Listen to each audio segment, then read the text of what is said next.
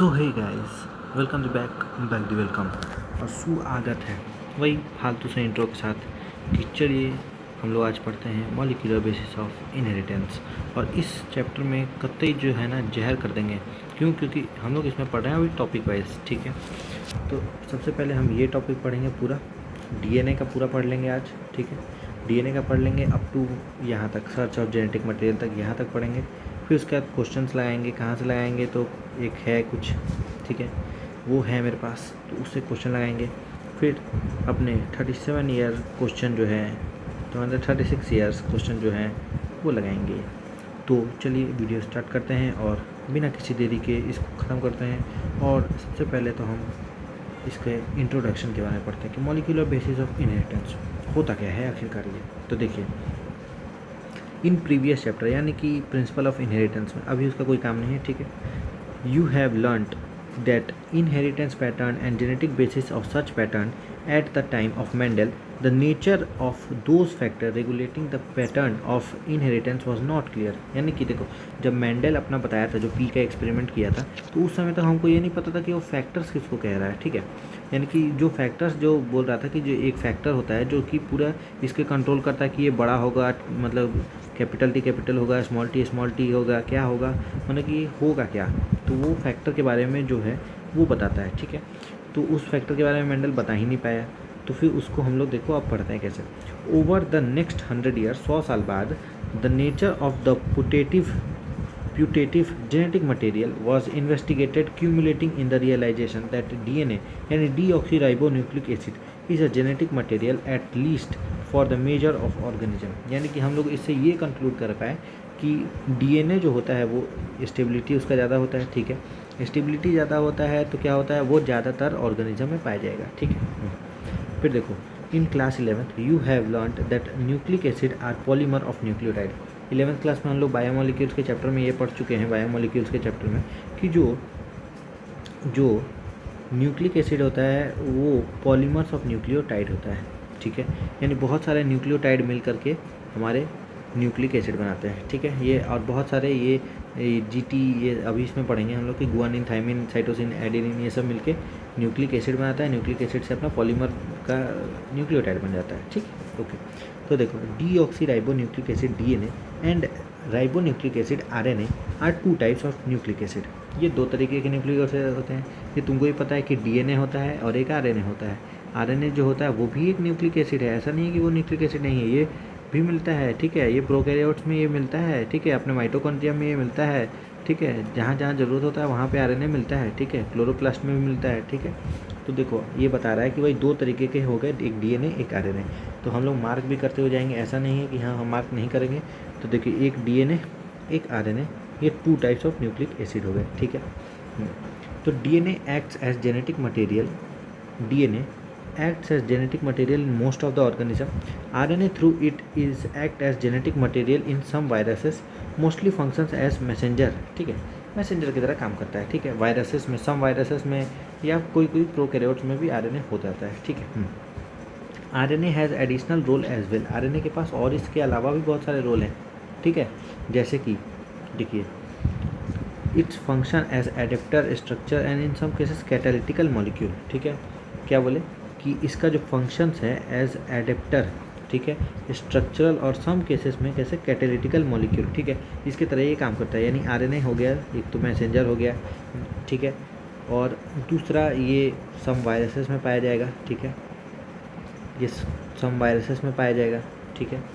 और इसका स्ट्रक्चर और सम केसेस में कैटालिटिकल मॉलिक्यूल की तरह ये काम करता है, ठीक है। In class 11th you have already learned the structure of the nucleotide and the way of these monomer unit are linked to form nucleic acid polymers। ये हम लोग उसमें पढ़ चुके हैं कि कैसे न्यूक्लियोटाइड से अपना मोनोमर का यूनिट ऐसे कर करके ये बनता है, ठीक है। न्यूक्लिक एसिड कैसे बनता है, ये सब कैसे बनता है, ये बायोमोलिक्यूल्स में हो चुका है, ठीक है।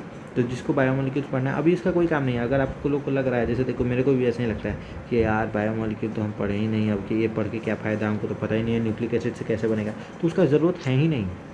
इसीलिए तो मैं सबसे पहला चैप्टर ही ये लिया, नहीं तो बायोमोलिक्यूल नहीं पढ़ा देता। ये वेटेज भी इसका ज़्यादा है, 10 क्वेश्चन आता है भाई इससे, 8 से 10 क्वेश्चन ये अकेला चैप्टर लेके आता है। तो बायोमोलिक्यूल का कोई सेंस नहीं बनता है, बस ये बात में ऐसे ही उलझा रहा है एनसीईआरटी, बाकी कुछ है नहीं, ठीक है। तो देखो 11th क्लास में हम लोग क्या पढ़ चुके हैं कि कैसे ऐसे बनता है, ये बेकार है, अभी इसका कोई काम नहीं है।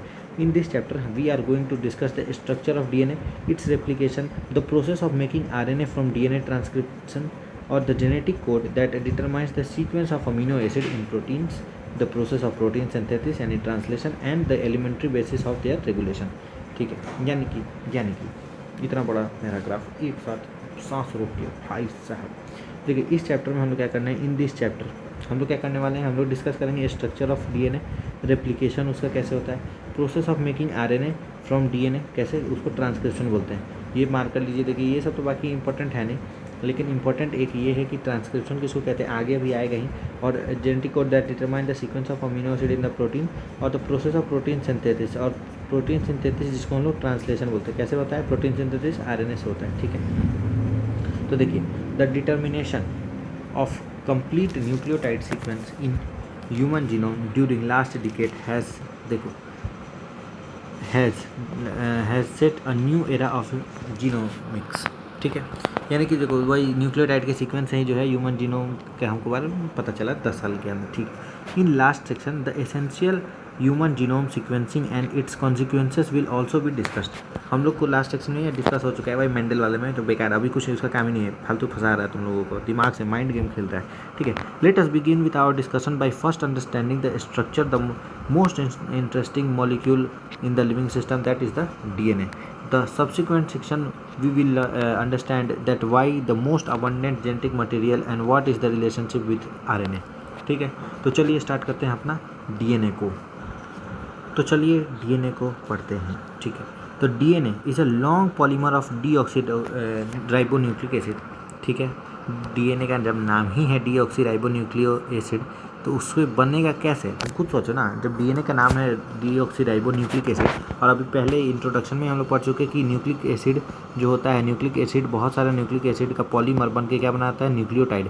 तो क्या हो गया, तो डीएनए एक पॉलीमर हुआ किस चीज़ का, तो डीऑक्सीराइबोन्यूक्लियोटाइड का। ये भी नीट में पूछ चुका है, पता नहीं क्यों पूछेगा कोई, कितना आसान है। देखो फिर देखो, length of DNA usually defined as number of nucleotide और pair of nucleotide referred to as base pair present in it. देखो अब आगे जाके कंफ्यूजन ना हो इसलिए पहले ही बता दे रहा हूँ कि देखो जो बेस पेयर होता है उसके बारे में ये क्या बोलता है एनसीईआरटी, कि जो लेंथ है डीएनए का वो यूजुअली डिफाइन करते हैं हम लोग एक नंबर ऑफ न्यूक्लियोटाइड से। देखो कैसे बोलता है कि जो length of DNA is usually defined as number of nucleotides.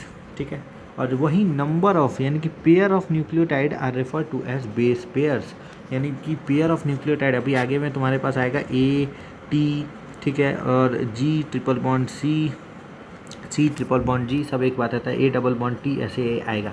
तो इसी को हम लोग बेस पेयर बोले, किसको, ए टी और जी सी को हम लोग क्या बोले, बेस पेयर, या फिर यू टी जी सी, ये जो हुआ ये बेस पेयर हुआ। ठीक है, मैं यू टी बोल दिया, ए यू जी सी, ठीक है, ऐसा जो हुआ ये बेस पेयर हुआ। ठीक है, तो देखिए this is also characteristic of an organism, ये भी एक कैरेक्टरिस्टिक है। ठीक है, for example bacteriophage known as, इसको बोलते हैं 5x174, इसको क्या बोलेंगे 5x174, इसके पास 5386 न्यूक्लियोटाइड है। नीट में पूछा जा चुका है क्वेश्चन, याद ही करना होगा कैसे, 5x174, बस इसमें याद रखो कि 5x174 में 5386 10 बार बोलोगे 5386 खुद याद हो जाएगा। ठीक है, उसके बाद देखो बैक्टीरियोफेज लेम्डा के पास कितना है, 48,502, हिंदी में याद रखो, याद रहेगा। इस वाले को हिंदी में याद रखना है कि 48,502, क्या 48,502। ठीक है, ई कोलाई के अंदर क्या हो गया, यूशीरेशिया कोलाई यानी ई कोलाई के अंदर 4.6 × 10⁶। देखो कुल्फी वाला आया है भाई और वो आके घंटी बजा रहा है। ठीक है, यूशीरेशिया कोलाई, ठीक है, ई कोलाई बोलते हैं इसको। ये एक क्या है, बैक्टीरिया है। ई कोलाई जो है एक बैक्टीरिया है, याद रखने का कि ये एक बैक्टीरिया है। ई कोलाई एक बैक्टीरिया है जिसके पास 4.6 × 10⁶ बेस पेयर है। ठीक है, फिर उसके बाद आगे देखो haploid, important, very important, haploid लिखा हुआ है human DNA, haploid human DNA यानी एन तो तुम जानते होगे है ना, 11th में अगर कुछ नहीं भी पढ़ा तो एक ही चीज़ पढ़ा, क्या पढ़ा, एन और 2n, क्या पढ़े, एन और 2n, कि एन क्या होता है और 2n क्या होता है। हैप्लॉइड यानी कि क्या हो गया, एन। ठीक है, और डिप्लॉयड का अगर पूछे ह्यूमन डीएनए, अगर 2n डिप्लॉयड पूछे तो हम लोग क्या बोलेंगे, 6.6 × 10⁹ बेस पेयर्स। अरे क्या लिख दिया, बीपी बेस पेयर। तो तो ये ही पूछा है नीट में कि हैप्लॉइड में इतना है, तो मतलब हैप्लॉइड का इसमें लिख दिया एनसीईआरटी में, अब पूछ दिया डिप्लॉइड का। तो जिस साल आया होगा उस साल बच्चे कंफ्यूज हो गए कि भाई ये क्या था। तो डिप्लॉइड याद रखना कि 2n होता है, यानी कि इसको 2 से मल्टीप्लाई कर दो तो कितना हो गया 6.6 इंटू 10⁹ ठीक है। कोई बच्चे महा इंटेलिजेंट वो क्या करते हैं 10⁸ मेरे कोचिंग वाले बच्चे पता नहीं क्या किए, वो इसको भी मल्टीप्लाई किए 6.6 इंटू 10⁸ लिख रहे हैं। मैं बोला ये क्या है भाई फिर एक कॉमेडी हो गया, ठीक है। अब देखिए, अब आगे हम लोग डिस्कस करते हैं क्या स्ट्रक्चर ऑफ लॉन्ग पॉलीमर बना कैसे आखिरकार। देखो, let us recapitulate the chemical structure of polynucleotide chain, ठीक है। हम लोग इसको फिर से बनाते हैं पॉलीन्यूक्लियोटाइड चेन को, डीएनए और आरएनए, ठीक है। ये न्यूक्लियोटाइड हैज़ 3 कंपोनेंट, एक न्यूक्लियोटाइड के पास 3 कंपोनेंट होते हैं, ठीक है। एक नाइट्रोजिनस बेस, एक पेंटोज शुगर और दूसरा डीऑक्सीराइबोज, ठीक है, डीऑक्सीराइबोज शुगर, ठीक है। कौन कौन सा शुगर, तो एक तो पहले नाइट्रोजिनस बेस होगा अपने पास, ठीक है। न्यूक्लियोटाइड के 3 कंपाउंड, न्यूक्लियोटाइड के 3 कंपाउंड, एक नाइट्रोजिनस बेस, दूसरा पेंटोज शुगर और तीसरा डीऑक्सीराइबोज शुगर, ठीक है। ये होते हैं डीएनए में। पेंटोज शुगर जो होता है राइबोज, डीऑक्सीराइबोज, अगर आरएनए की बात हुआ तो राइबोज होगा और डीऑक्सीराइबोज होगा डीएनए के लिए, ठीक है। पेंटोज शुगर में यही आता है। पेंटोज शुगर देखो 2 तरीके के हो गए, यहाँ लिखते रहो कि भाई न्यूक्लियोटाइड, यही इंपॉर्टेंट है, लास्ट में यही काम आएगा। न्यूक्लियो, एक तो पता नहीं आज पेंसिल क्यों इतना लैग कर रहा है, देखो यहाँ देखो, गौर से देखो, ध्यान से देखो, कोई दिक्कत नहीं है। न्यूक्लियोटाइड, देखो स्पेलिंग गलत है, कोई दिक्कत नहीं है, ठीक है। न्यूक्लियोटाइड जो है उसके 3 कंपोनेंट हो जाएंगे, क्या, एक तो अपने पास न्यूक्लियक, देखो यार बहुत लैग कर रहा है यार, तो देखो इसके अंदर हो गया क्या, लैग कर रहा है यार, 1 मिनट क्या ही कर सकते हैं। तो देखो इसमें 3 कंपोनेंट होंगे अपने पास, ठीक है। सबसे पहला कंपोनेंट, पर्पल से लिखता हूँ अच्छा लगेगा, सबसे पहला कंपोनेंट अपने पास क्या हो जाएगा, तो एक तो हम लोग याद रखें कि राइबोज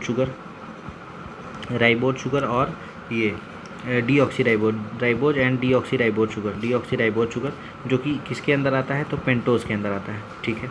एक नाइट्रोजिनस बेस होगा इसमें, और तीसरा इसके अंदर होता है एक फॉस्फेट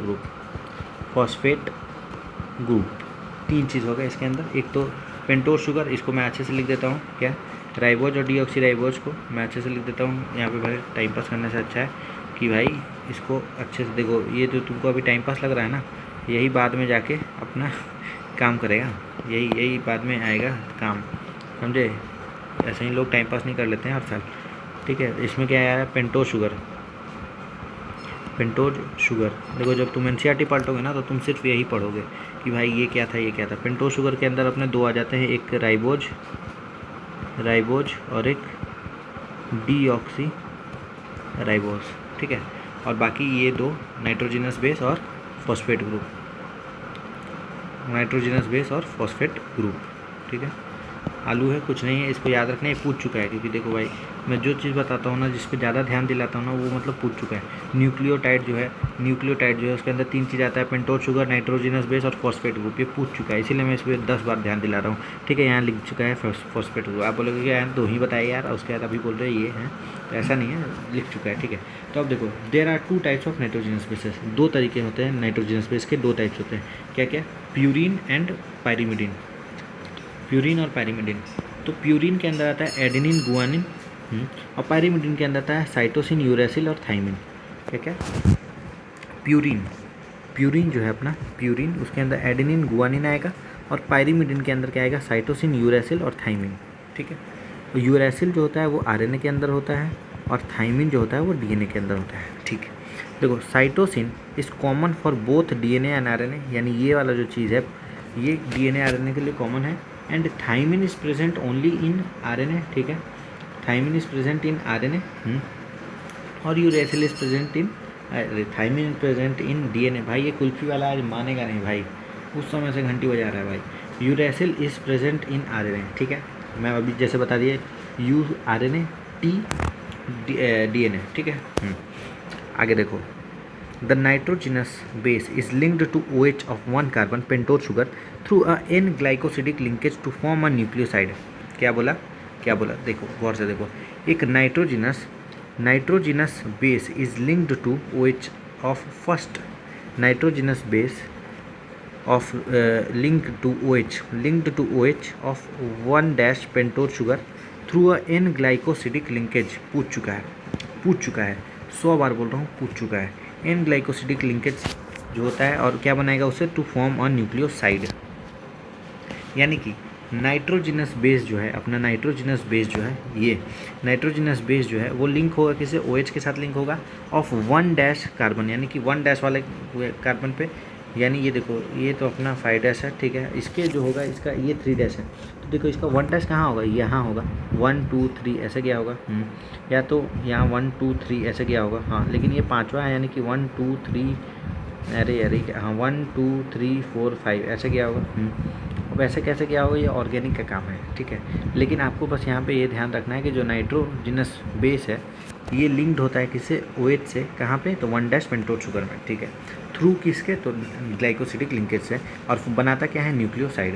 यानी देखो बेसिक सा सिंपल सा बात है कि नाइट्रोजिनस बेस जो हुआ, N2 बेस जो हुआ, वो OH से लिंक करेगा 1 पेंटोर शुगर पे, और क्या बना देगा, N ग्लाइकोसिडिक बॉन्ड्स के थ्रू एक न्यूक्लियोसाइड बना देगा। यानी कि नाइट्रोजिनस बेस से न्यूक्लियोसाइड बन रहा है कैसे, तो N ग्लाइकोसिडिक बॉन्ड से, और कहाँ पे लिंक हो रहा है, तो OH के 1 पेंटोर शुगर पे, ठीक है।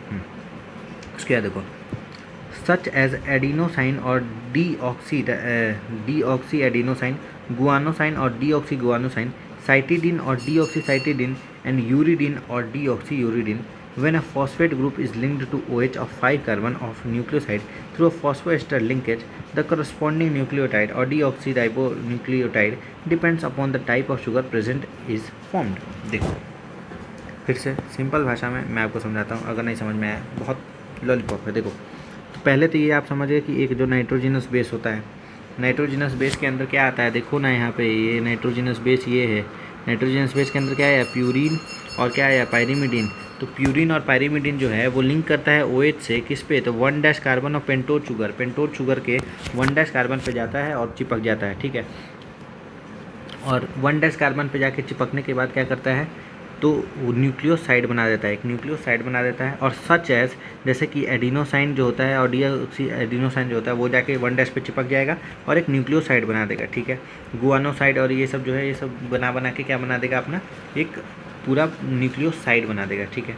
और देखो फिर क्या क्या है कि वेन फॉस्फेट ग्रुप जो है वो अगर लिंक होता है OH ऑफ 5 कार्बन से of nucleoside through phosphoester linkage, the corresponding nucleotide, जो करस्पॉन्डिंग न्यूक्लियोटाइड है उसका, और deoxyribonucleotide depending upon the type of sugar present is formed, वो बन जाता है। यानी देखो अगर ये बीच में दिया हो ना तो ये कंफ्यूज कर देता है, तो तुम उसको ऐसे नहीं पढ़ो, इसमें कैसे पढ़ना है मैं ये भी बताऊंगा। कि देखो when a phosphate group is linked to OH, जब कोई फॉस्फेट ग्रुप OH से लिंक्ड होता है of 5 carbon of a nucleoside, 5 carbon किसी एक न्यूक्लियोसाइड का थ्रू फॉस्फोएस्टर लिंकेज, तो एक करस्पॉन्डिंग न्यूक्लियोटाइड बन जाता है। ये ऐसे पढ़ना है, करस्पॉन्डिंग न्यूक्लियोटाइड इज फॉर्म्ड, इसको बाद में पढ़ना कि करस्पॉन्डिंग न्यूक्लियोटाइड या फिर डीऑक्सीराइबोन्यूक्लियोटाइड, ठीक है। किस पे, तो शुगर पे डिपेंड कर रहा है। अगर RNA का बन रहा होगा तो न्यूक्लियोटाइड बनेगा, और DNA का बनेगा तो डीऑक्सी न्यूक्लियोटाइड बनेगा, ठीक है। फिर देखो 2 nucleotide are linked through 3,5 phosphodiester linkage to form a dinucleotide. देखो क्या बोल रहा है समझो। 2 nucleotides linked through 3,5 phosphodiester linkage to form a dinucleotide, यानी कि 2 न्यूक्लियोटाइड अलग अलग, ठीक है, 3 और 5वें नंबर के, यानी कि जैसे यहाँ पे देखो ना ये वाला 3 है तो यहाँ पे कोई 5 वाला आएगा, जो ये 5 वाला है, ये ऐसा ही दूसरा एक ऐसा ही मॉलिक्यूल है, इसका ये 5 वाला जाएगा 3 वाले के साथ चिपक जाएगा, ये सेम मॉलिक्यूल है और इसके 3 वाले पे जाएगा, यहाँ जैसे ये पूरा मॉलिक्यूल है ना ये वाला, तो इसके 3 नंबर वाला पे जाके 5 वाला आके यहाँ चिपक जाएगा, ठीक है। और ये 5 वाला जाके किसी और 3 वाले के साथ जाके चिपक जाएगा, और ये चिपक के क्या बना लेगा, एक पॉलीन्यूक्लियोटाइड चेन बना लेगा, ठीक है। More nucleotide can be joined through such manner to form a polynucleotide chain, ठीक है। तो इसको मैं हाईलाइट कर देता हूँ, क्या कुछ नहीं, बस ये क्या पॉलीन्यूक्लियोटाइड चेन बना लेता है, ठीक है। बहुत आसान लॉलीपॉप है, कुछ इसमें है नहीं, ठीक है। और यहाँ पे थोड़ा इसको इरेज कर देते हैं। हाँ, यहाँ पे बस यही बोला कि अपना 3 पे आएगा कौन, 5 और 5 कहाँ जाएगा, तो 3 पे जाएगा, ठीक है। फिर देखो फिर देखो आगे देखो कोई दिक्कत नहीं। ए polymer thus formed has one and free, देखो जो पॉलीमर बन रहा है हैज़ वन एंड फ्री, उसका एक एंड फ्री है। जो देखो अगर मान लो कि इससे 5 वाला आके चिपक गया, ठीक है मानते हैं, और ये वाला जो है ये तो खाली रह जाएगा ना, या फिर अगर ये जाके किसी तीसरे वाले से चिपक रहा है तो ये तो खाली रहेगा। जो लास्ट वाला मॉलिक्यूल होगा उसके बारे में सोचो ना, जैसे ट्रेन का डब्बा है तो जो लास्ट वाला जो गार्ड का जो डब्बा होता है वो तो खाली ही रहता है ना, उसके पीछे में क्या ऐसे क्रॉस बना के रखता है, ठीक है, तो उसका ये क्रॉस माने ये खाली है, ये वाला खाली है, तो वैसे ही इसका 3 डैश खाली है। तो यानी कि जो पॉलीमर बन रहा है उसका तो एक एंड फ्री होगा। कोई भी अगर पॉलीमर है तो उसका एक एंड फ्री होगा। तो free phosphate moiety at 5 dash end of sugar which is refer to as 5 dash end of polynucleotide chain, यानी कि ज़्यादातर उसमें चांस यही होता है कि जो 5 डैश वाला जो है वो जाके खाली रहता है। क्यों? क्योंकि देखो लिंक्ड कहाँ से होता है, 3 और 5 लिंक होता है, 3 और 5, यानी कि कोई एक 5 खाली होगा। तो यानी कि यहाँ पे क्या बोला कि 5 डैश एंड ऑफ शुगर जो है वो अपना पॉलीन्यूक्लियोटाइड चेन में एक खाली होगा, ठीक है। Similarly, at the other end of polymer, the sugar has one free OH of 3 dash group. Similarly हम लोग ये कहते हैं कि जो अदर एंड ऑफ पॉलीमर है, यानी कि अगर ऐसे एक ये बना हुआ है, ठीक है 3, और यहाँ पे आ गया ये 5 वाला, ये आके जोड़ लिया, ठीक है, ये 5 वाला है इसका, देखो फिर से देखो गौर से देखो, ये वाला मान लो कि मेरा एक मॉलिक्यूल है, ये इसका 3 डैश एंड है, ये मेरा एक मॉलिक्यूल है, इसका ये 5 डैश एंड है, ठीक है, तो ये जाके चिपक गया। तो अगर ये वाला का 3 डैश खाली है, ठीक है, तो ये वाले का 5 डैश ऑफकोर्स खाली ही होगा ना, ऐसे ही आ रहा है ना, तो एक का तो 3 डैश खाली होगा जो लास्ट वाला होगा, या फिर एक तो 5 डैश वाला जो फर्स्ट वाला है उसका तो खाली होगा, यानी कि जो आखिर में जो दो हैं उसमें से किसी एक का 3 डैश और किसी एक का 5 डैश खाली होगा, ठीक है, या तो यहाँ 3 डैश हो जाएगा या तो यहाँ 5 डैश हो जाएगा, ऐसे ये बताना चाह रहा है एनसीईआरटी, ठीक है। Similarly on the other hand the polymer of the sugar has free 3, ठीक है, refer to as 3 end of year, ठीक है। The backbone of polynucleotide chain is formed due to sugar and phosphate. Important line, very important line, कि जो backbone होता है phospho मतलब polynucleotide chain का, वो बनता किससे है, तो ड्यू टू शुगर और फॉस्फेट और शुगर की वजह से उसका रीढ़ का हड्डी बनता है, ठीक है। The nitrogenous base linked to sugar moiety project from the backbone. देखो क्या बोला कि जो nitrogenous base linked to sugar moiety, यानी कि जो शुगर से लिंक्ड है अपने, यानी कि कोई भी शुगर जैसे डीऑक्सीराइबोज शुगर या राइबोज शुगर से जो लिंक्ड है वो प्रोजेक्ट कहाँ से करेंगे, तो बैकबोन से, यानी कि बैकबोन से ही निकल के शुगर ये सब, मतलब कि अपना शुगर जो है deoxyribo nucleic sugar, deoxyribo sugar, ribose sugar, ये सब कहाँ से होगा, तो बैकबोन से अराइज होगा, ठीक है, ये कहना चाह रहा है। अब देखो फिगर 5.1, अब देखो अब समझ में आएगा तुमको। ये देखो ये है मेरा बहुत सारा, देखो इसका ये 3 डैश एंड था, हाँ ये था कि नहीं 3 डैश एंड, बता ना।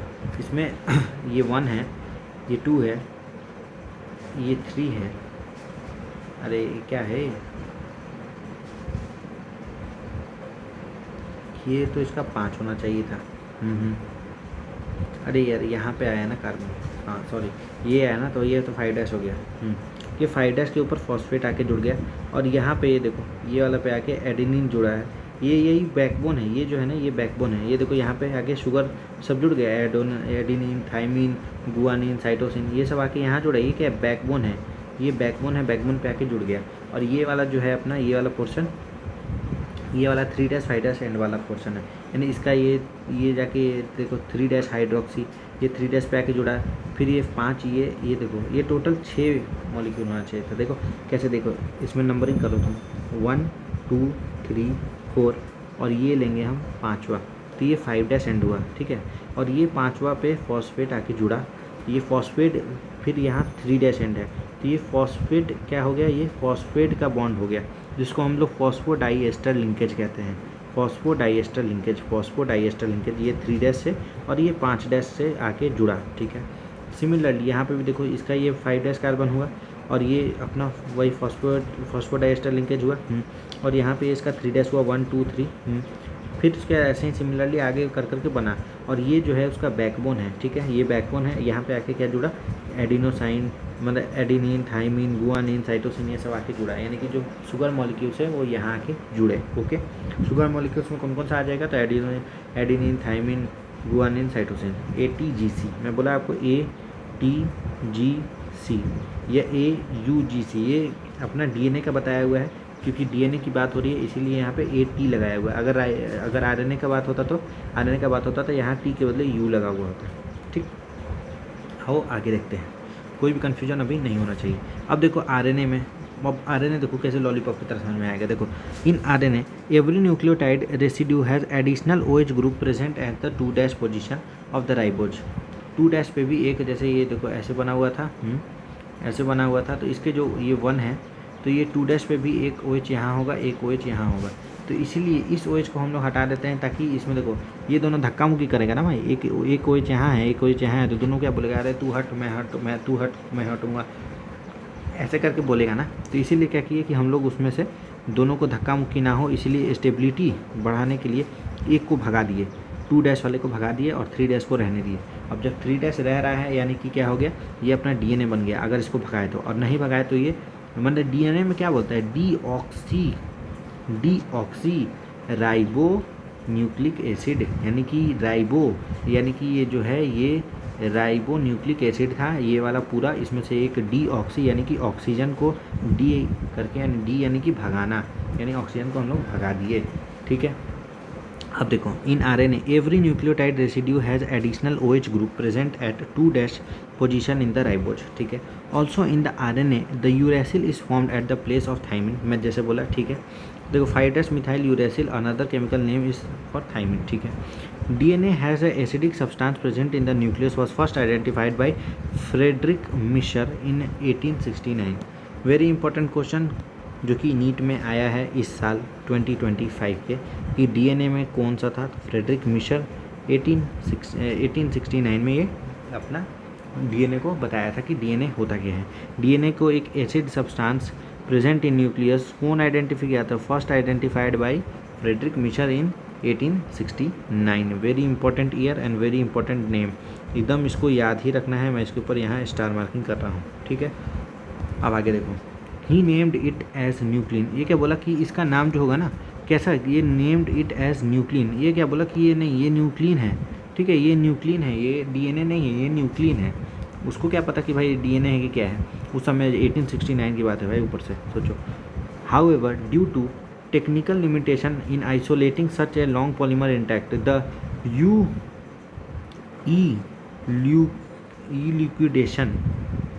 liquidation of structure of DNA remained elusive for long period of time। ठीक है, फिर आगे देखते हैं। देखो इसका मतलब कि क्या बोल रहा है, देखो टेक्निकल लिमिटेशन की वजह से, यानी कि उसके पास बहुत सारे इक्विपमेंट्स ऐसा कुछ नहीं था उस समय, क्या ही होगा, देखो ना उस समय बेचारा पहले ही डेवलप कर रहा था, उसको क्या पता, वो रखेगा खोल के देखेगा कैसे, उस समय तो माइक्रोस्कोप भी डिस्कवर नहीं हुआ होगा, है ना, नहीं माइक्रोस्कोप हो गया था 1855 में जब रुडोल्फ विर्चाउ अपने बोला था ओमनी सेलुला ई सेलुला, उसके नहीं सिंपल माइक्रोस्कोप हुआ था, कंपाउंड माइक्रोस्कोप तो 1955 में कि 50 में ही डिस्कवर हुआ, 1950s के अराउंड डिस्कवर हुआ, तो उस समय तो इसको पता भी नहीं चला होगा कि भाई ये है क्या। ठीक है, फिर देखो इसलिए बोला, तो it was only 1953 that James Watson and Frederick Crick based on the X-ray diffraction data produced by Morris, Wilkins and Rosalind Franklin proposed a very simple but very famous double helix model of the structure of the DNA। फिर से same NEET का question, NEET 2025 का question, NEET 2023 का question, NEET 2020 का question. ठीक है, 3 NEET आ चुका है और 3 नीट में ये क्वेश्चन डिट्टो आ चुका है, डिट्टो सेम टू सेम। तो क्या बोला, इट वाज 1953, ये ईयर नहीं पूछता है, ये बोलता है, फिर भी हम लोग ईयर को भी मार्क करते हुए चलेंगे कि James Watson and Francis Crick किस पे बेस्ड, तो एक्सरे डिफ्रैक्शन डेटा पे बेस्ड, जो कि एक्सरे डिफ्रैक्शन डेटा कौन दिया, देखो एक्सरे डिफ्रैक्शन डेटा जो कि कौन दिया, X-ray diffraction data produced by Morris Wilkins and Rosalind Franklin, proposed. अब ये प्रपोज्ड किसके लिए है, proposed a very simple but very famous double helix model for structure of DNA. तो देखो यहाँ पे अब लिखना बहुत ज़्यादा, यहाँ तो नहीं लिख सकते, यहाँ देखो यहाँ लिखना बहुत ज़्यादा इंपॉर्टेंट हो गया है कि देखो एक्सरे डिफ्रैक्शन कौन दिया, तो एक्सरे डिफ्रैक्शन दिया यही मॉरिस विल्किंस और रोजालिंड फ्रैंकलिन। एक्सरे डिफ्रैक्शन कौन दिया, तो ये दोनों। ठीक है, एक्सरे डिफ्रैक्शन कौन दिया, तो ये दोनों दिए, रोजालिंड फ्रैंकलिन। और देखो एक्सरे यहाँ लिखो, एक्सरे डिफ्रैक्शन ये कौन दिया, तो इसमें मॉरिस विलिकिंस और प्लस रोजालिंड, इसमें फ्रैंकलिन ऐसे पूछ देता है डायरेक्ट, विलिकिंस एंड फ्रैंकलिन, ठीक है। ये एक्स-रे डिफ्रैक्शन दिया था, लेकिन जो डबल हेलिक्स जो दिया, डबल हेलिक्स मॉडल, ये कौन दिया? तो डबल हेलिक्स कौन दिया? डबल हेलिक्स मॉडल ये कौन दिया? तो ये अपना वाटसन एंड क्रिक दिए। कौन दिए? वाटसन एंड क्रिक का स्पेलिंग CRICK, ठीक है। तो ये वाटसन एंड क्रिक का पूरा नाम भी तुमको याद होना चाहिए कि फ्रांसिस क्रिक और ये वाटसन, माने जेम्स क्या था ये इसका नाम? जेम्स वाटसन, हाँ। तो देखो एक्सरे डिफ्रैक्शन जो है वो अपना कौन दिया? तो कौन दिया? मॉरिस विलिकिंस और रोजालिंड फ्रैंकलिन। और DNA हेलिक्स कौन दिया? तो वाटसन एंड क्रिक दिए। ओके, याद रहेगा, बिल्कुल कत्ते जहर की तरह याद होना चाहिए, कत्ते जहर की तरह, ठीक है। इसको फिर से अच्छे से लिख देते हैं ताकि थोड़ा अच्छा दिखे, अच्छा भी तो दिखना चाहिए, हेलिक्स समझ में आने लायक, ठीक है। अब इसको हाईलाइट करते हैं एकदम तुरंत। ये देखो एक्सरे डिफ्रैक्शन कौन दिया? तो मॉरिस विलिकिंस और ये फ्रैंकलिन। और डबल हेलिक्स कौन दिया? वाटसन एंड क्रिक, ठीक है। आगे आ जाओ, इंपॉर्टेंट है, 4 बार पूछ चुका है भाई, इसलिए थोड़ा ध्यान दे के पढ़ा रहा हूँ। अगर नहीं अच्छा लग रहा तो छोड़ दो भाई, जाओ किसी और से करो। इतना टीचर इतना डिटेल में नहीं भाई, NCERT लाइन पूरा नहीं पढ़ता है कोई, मैं पढ़ रहा हूँ भाई, ठीक है। One of the hallmark of their proposition was base pairing between 2 strands of polynucleotide chain. देखो उनका, देखो वो कैसे किया, किसी को कैसे पता चलेगा कि ये डबल हेलिक्स में? तो वो क्या किए कि वो बेस पेयरिंग किए, कहाँ? 2 स्ट्रैंड ऑफ पॉलीन्यूक्लियोटाइड चेन में वो क्या किए? बेस पेयरिंग की, ठीक है। ये उनका हॉलमार्क था, यानी कि वो कैसे उसको बनाए थे, मैंने बनाने को कहते हैं, ठीक है। तो बनाए कैसे थे? तो वही बेस पेयरिंग किए, किस में? तो डबल, मतलब कि base pairing between the 2 strands of polynucleotide chain, ठीक है। However this proposition was also based on the observation by Erwin Chargaff, very important, that the DNA, the ratio between adenine, thymine and guanine cytosine are constant and equals to 1। समझे? यानी A+T is equals to G+C, ये बोले कौन? Irwin चारगफ, ठीक है। कैसे निकला ये तो मैं बताता हूँ। ये ऐसे हुआ कि A+T/G+C इज इक्वल्स टू 1, ये बोले थे अपने चारगफ भाई, ठीक है। और चारगफ भाई को हम लोग ऐसे ही हल्के में ले लिए थे, लेकिन ये हल्के में लेना नहीं था चारगफ को। चारगफ जो है ना भाई, तगड़ा इंसान है भाई, तगड़ा। तो यही बोला कि ऐसे करेंगे तभी हम लोग का आजकल सारा प्रॉब्लम सॉल्व हो पा रहा है, ठीक है। अब आगे देखो, द बेस पेयरिंग कन्फर्स, जो बेस पेयरिंग है वो क्या कन्फर कर रहा है? The base pairing confers a very unique property of polynucleotide chain. They said that the complementary to each other, यानी कि वो बताया कि जो होता है ये दोनों कॉम्प्लीमेंट्री होता है। कौन?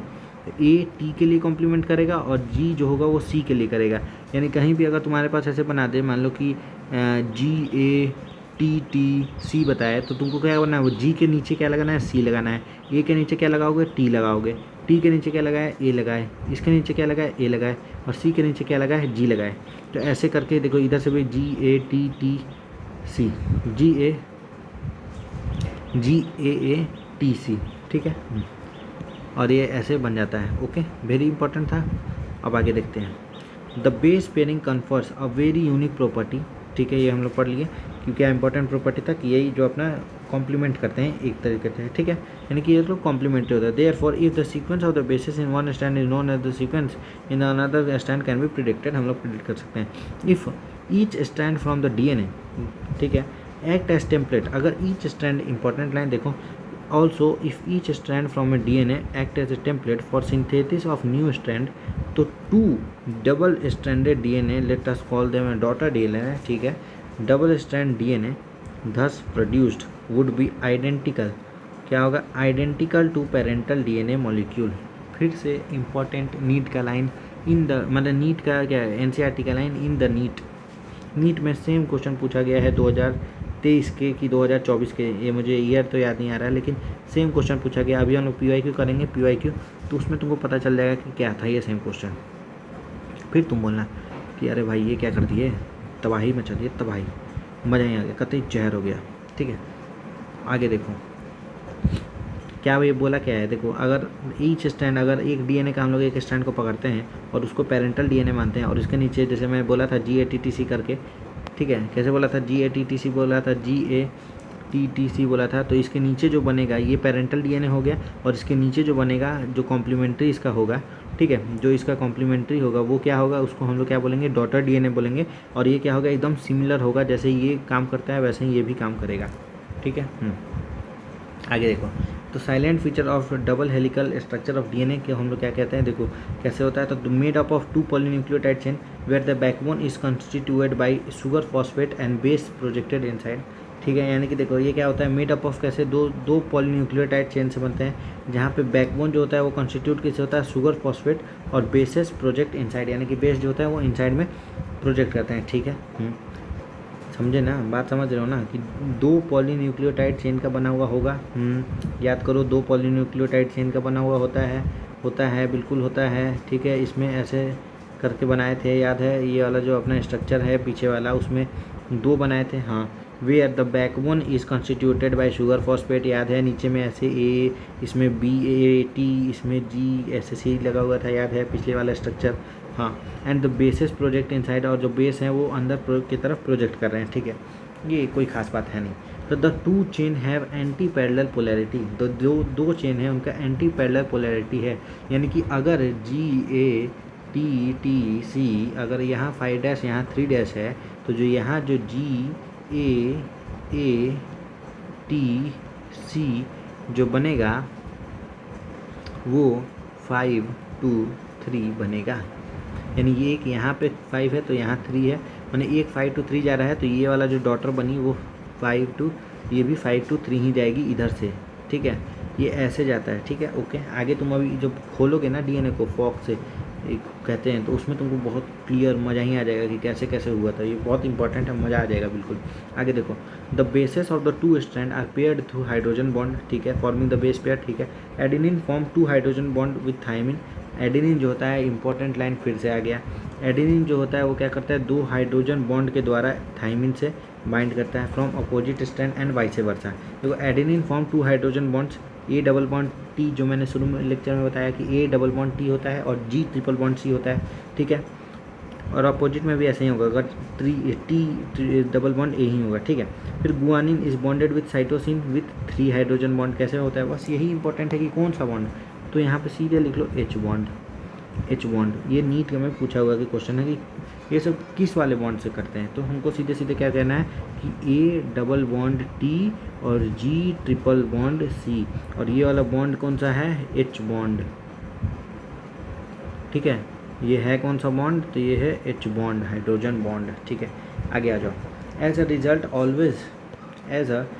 Result always purine comes opposite to pyrimidine. हम लोग हमेशा देखते हैं कि प्यूरिन जो होता है वो पायरिमिडिन के अपोजिट आता है, प्यूरिन जो होता है पायरिमिडिन के अपोजिट आता है। तुमको याद करना होगा प्यूरिन और पायरिमिडिन क्या था, तो प्यूरिन में क्या था, गुआनिन और साइटोसिन, और पायरिमिडिन में क्या था, तो यूरेसिल, थाइमिन और एडेनिन, यूरेसिल और थाइमिन, ठीक है। याद करो, यहाँ पे लिखा हुआ है, देखो पायरिमिडिन, अच्छा हाँ, एडेनिन गुआनिन तो इधर था, ये साइटोसिन, यूरेसिल और थाइमिन जो है वो पायरिमिडिन में था, और प्यूरिन के अंदर क्या था, एडेनिन और गुआनिन, ठीक है। आगे देखते हैं, देखो as a result always purine comes opposite to pyrimidine, ठीक है। यहाँ ये स्टेटमेंट वाइज क्वेश्चन बना हुआ आ सकता है, क्या आ सकता है कि always purine comes opposite to pyrimidine, this generates approximately uniform distance between the 2 strand of the helix, assertion reason alert, देखो जनरेट अप्रोक्सीमेटली यूनिफॉर्म, देखो क्या पूछेगा, असर्शन में कि always purine comes opposite to pyrimidine, ठीक है, ये आ गया अपना असर्शन।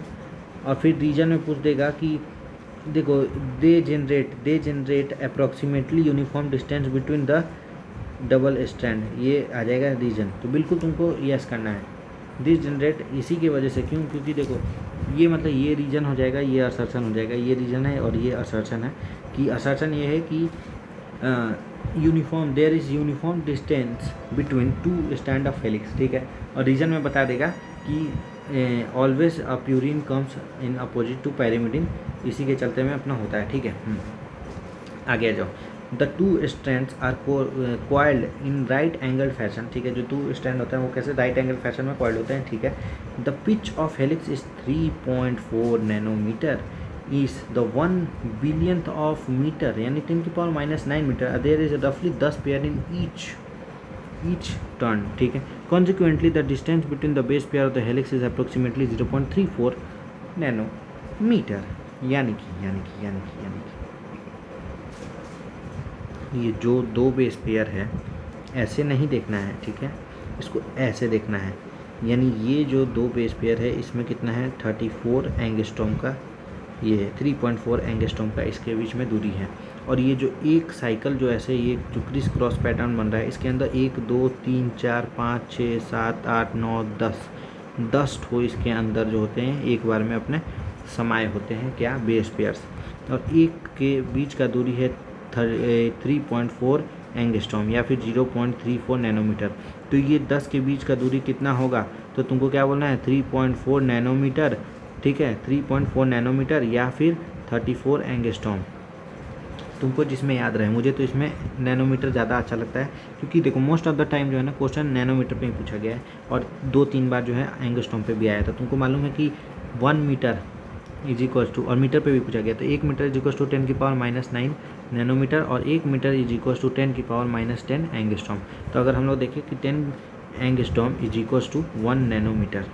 ठीक है, ये देखो ये एडेनिन थाइमिन है बेस पेयर्स और ये गुआनिन साइटोसिन. अब देखो, अब तुम बताओ ए डबल बॉन्ड टी होगा और जी ट्रिपल बॉन्ड सी होगा. ठीक है, देखो यहाँ पे ये वाला क्या है एडेनिन थाइमिन, ये क्या है गुआनिन साइटोसिन, फिर adenine thymine guanine cytosine, adenine thymine guanine cytosine. यानी कि ऐसे ऐसे अपोजिट, पहले एक ये लगा होगा फिर ये लगा होगा, ऐसे करके पूरा अपना मॉलिक्यूल जो है डीएनए का ऐसे बन जाता है. ठीक है, देखो यहाँ पे दिख रहा है ये 5' वाला है और ये 3' वाला है. तो इसका 5' क्या होगा, ये डॉटर है, डॉटर, ये पेरेंटल है और पेरेंटल के देखो ये बैकबोन में क्या शुगर लगा हुआ है, शुगर लगा है.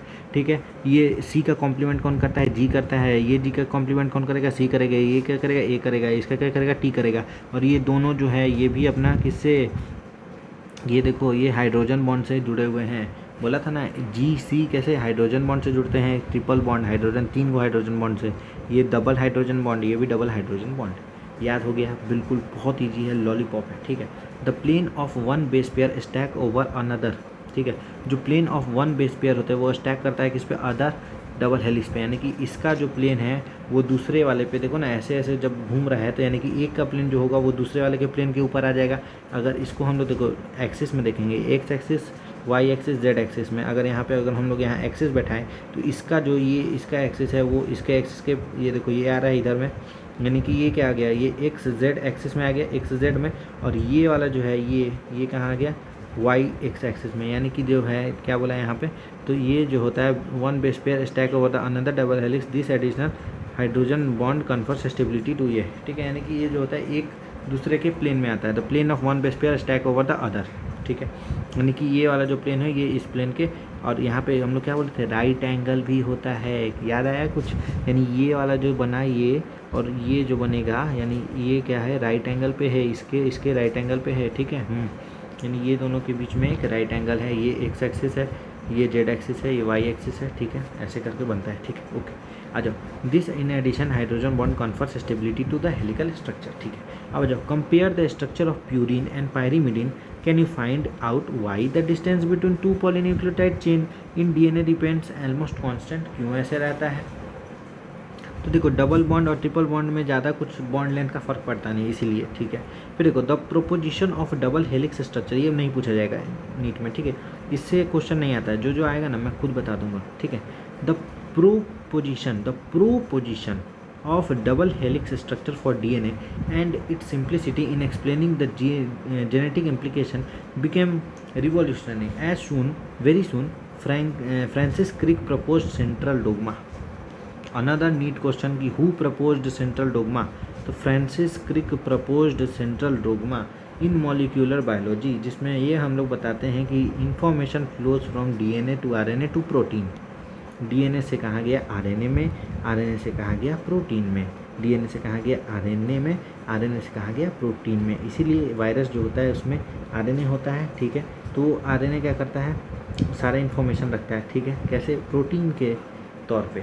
ठीक है, देखो डीएनए से डीएनए कैसे बनेगा? रेप्लिकेशन से। डीएनए से डीएनए कैसे बनता है? रेप्लिकेशन। डीएनए से एमआरएनए कैसे बनेगा? तो ट्रांसक्रिप्शन।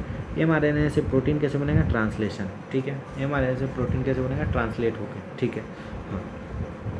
अगर तुमको प्रो बनना है तो तुमको ट्रांसलेशन तो सीखना पड़ेगा ना भाई। तो एमआरएनए को क्या था? प्रो बनना था, बहुत प्रो, मैं ऊपर संसार से ऊपर जाना चाहता हूँ। ठीक है, तो उसको प्रो बनना था। तो प्रो बनने के लिए तो उसको सारा भाषा अच्छा आना चाहिए। और सबसे इम्पोर्टेंट भाषा जो होता है वो होता है इंग्लिश, जो कि इंडिया में कुछ ज़्यादा ही लोग अब चोचले हो चुके हैं इसके। हिंदी अपनी मातृभाषा है, इसके ऊपर किसी को घमंड नहीं है, लेकिन हाँ इंग्लिश नहीं। अरे तुमको इंग्लिश नहीं आता है भाई, छी छी थूकेंगे तुम पे ऐसे। लेकिन फिर भी क्या करना है, इसको प्रो बनना है। तो ये ट्रांसलेशन सीखता है कि भाई मेरे को इंग्लिश सिखा दो यार।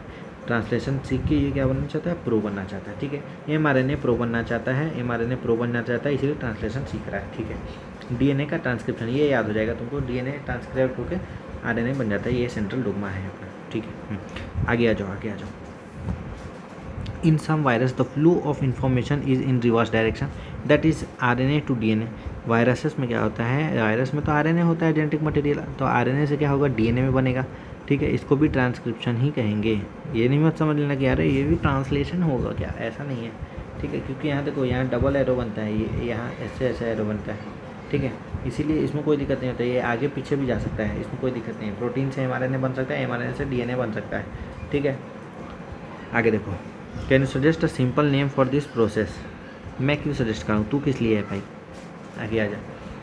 अब देखो, बस एक ये पैकेजिंग ऑफ डीएनए हेलिक्स है, बस उसके बाद तुम्हारा ये खत्म। ठीक है, फिर उसका बायो हैक करेंगे, मस्त मज़ा आ जाएगा, कति जहर हो जाएगा, टॉपिक ही मस्त हो जाएगा। इस टॉपिक से नहीं भी ना तो तुम लास्ट ईयर में देखोगे ना तो 15 से 20 PIQ आ चुके हैं इससे, सिर्फ इस टॉपिक से। भाई बहुत इंपॉर्टेंट है।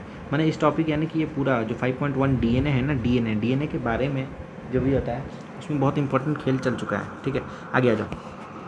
पैकिंग ऑफ डीएनए हेलिक्स, तो taken as distance between two consecutive base pair as 0.3 nanometre, जो हम लोग को याद है बिल्कुल कि 2 बेस पेयर के बीच में हमने डिस्टेंस कितना लिया था, तो 0.34 नैनोमीटर। ठीक है, और 10 बेस पेयर के बीच का डिस्टेंस क्या हो जाएगा, तो 3.4 nanometre.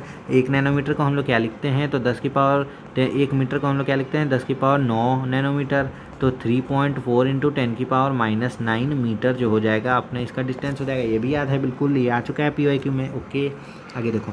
If the length of DNA double helix is in a typical mammalian cell is calculated simply by multiplying the total number of base pair with distance between the consecutive base pair, that is 6.6 into 10 की power 9 into 0.34 into 10 की power -9 base pair comes to be approximately 2.2 metre. यानी कि ये क्या बताना चाह रहा है, सीधे सी बात है, इसमें कुछ तुमको ऐसे ये मल्टीप्लिकेशन नहीं करना है भाई, हमको सीधे ये पता चल रहा है कि लेंथ ऑफ डीएनए जो होता है वो क्या होता है, 2.2 मीटर। सीधे बस यही, कुछ नहीं, इसमें देखना ही नहीं है तुमको, कुछ नहीं देखना भाई, कैसे हुआ कैसे नहीं हुआ इससे कोई मतलब नहीं है, सीधा ये याद रखना है बस भाई। डीएनए का जो लेंथ होता है 2.2 मीटर होता है, और तुमको याद करने का ज़रूरत भी नहीं है, तुमको बचपन से ही याद होगा, यानी 9th-10th में ही पढ़ाया गया है। इसीलिए the length that is far greater than dimension of A typical nucleus. देखो न्यूक्लियस का डायमेंशन क्या होता है भाई, 10 की पावर -6 मीटर, और ये तो 2.2 मीटर निकल जा रहा है। तो कैसे फिट होगा इतना बड़ा हाथी को? अगर हाथी को लेके तुमको किसी छोटे से रूम में रखना है तो कैसे फिट होगा वो? ठीक है, या फिर अगर हाथी नहीं समझे तो एक बड़ा सा बलून है, उस बलून को तुमको किसी रूम में रखना है तो तुम कैसे उसको सिकुड़ा के रखोगे ना, पूरा पूरा उसको क्या करोगे, इसको पूरा मोड़ छोड़ दोगे। ठीक है, तो मोड़ छोड़ के क्या करते हैं हम लोग, उसको इसमें ठूस देते हैं, ले जा जा जा। ठीक है, तो देखो इसको रुक जाओ, इसको अभी मत पढ़ो, इसको कन्फ्यूजन कर देगा, आगे यही लिखा हुआ है इसमें पूरा। फिर भी देखो, अब देखो ये हम लोग कैसे तो ठूस देते हैं, टिपिकल न्यूक्लियस के अंदर हम इसको ठूस देते हैं, इसको पैकेजिंग ऑफ डीएनए कहते हैं। ये यही पूरा टॉपिक ही है पैकेजिंग ऑफ डीएनए की, डीएनए को कैसे ठूसा गया है। ठीक है, आगे आ जाओ। If the length of E coli DNA is 1.36 millimetre, can you calculate the number of base pair in E coli? बिल्कुल निकाल सकते हैं, बिल्कुल। कैसे निकाल सकते हैं? ई कोलाई में हमको क्या पता था, 4.6 इंटू 10 की पावर 6, 4.6 इंटू 10 की पावर 6 उसका जो था बेस पेयर था। इसमें हम लोग का लेंथ ये निकल के आ गया, यानी कि इसको डिवाइड कर दो 1.36 इंटू क्या है, मिली, क्या है ये, मिलीमीटर है, मिलीमीटर यानी कि 10 की पावर माइनस, मिली सेंटी डेसीमीटर यानी कि 10 की पावर -4। ठीक है, 10 की पावर -4 मीटर। ठीक है, यानी कि वो 36 इंटू 10 की पावर -4 को डिवाइड करना है, मतलब डिवाइड बाई 4.6 इंटू 10 की पावर 6, इसे डिवाइड होना है तो क्या हो जाएगा, 10 की पावर 10, और क्या हो जाएगा इंटू, ये क्या हो गया,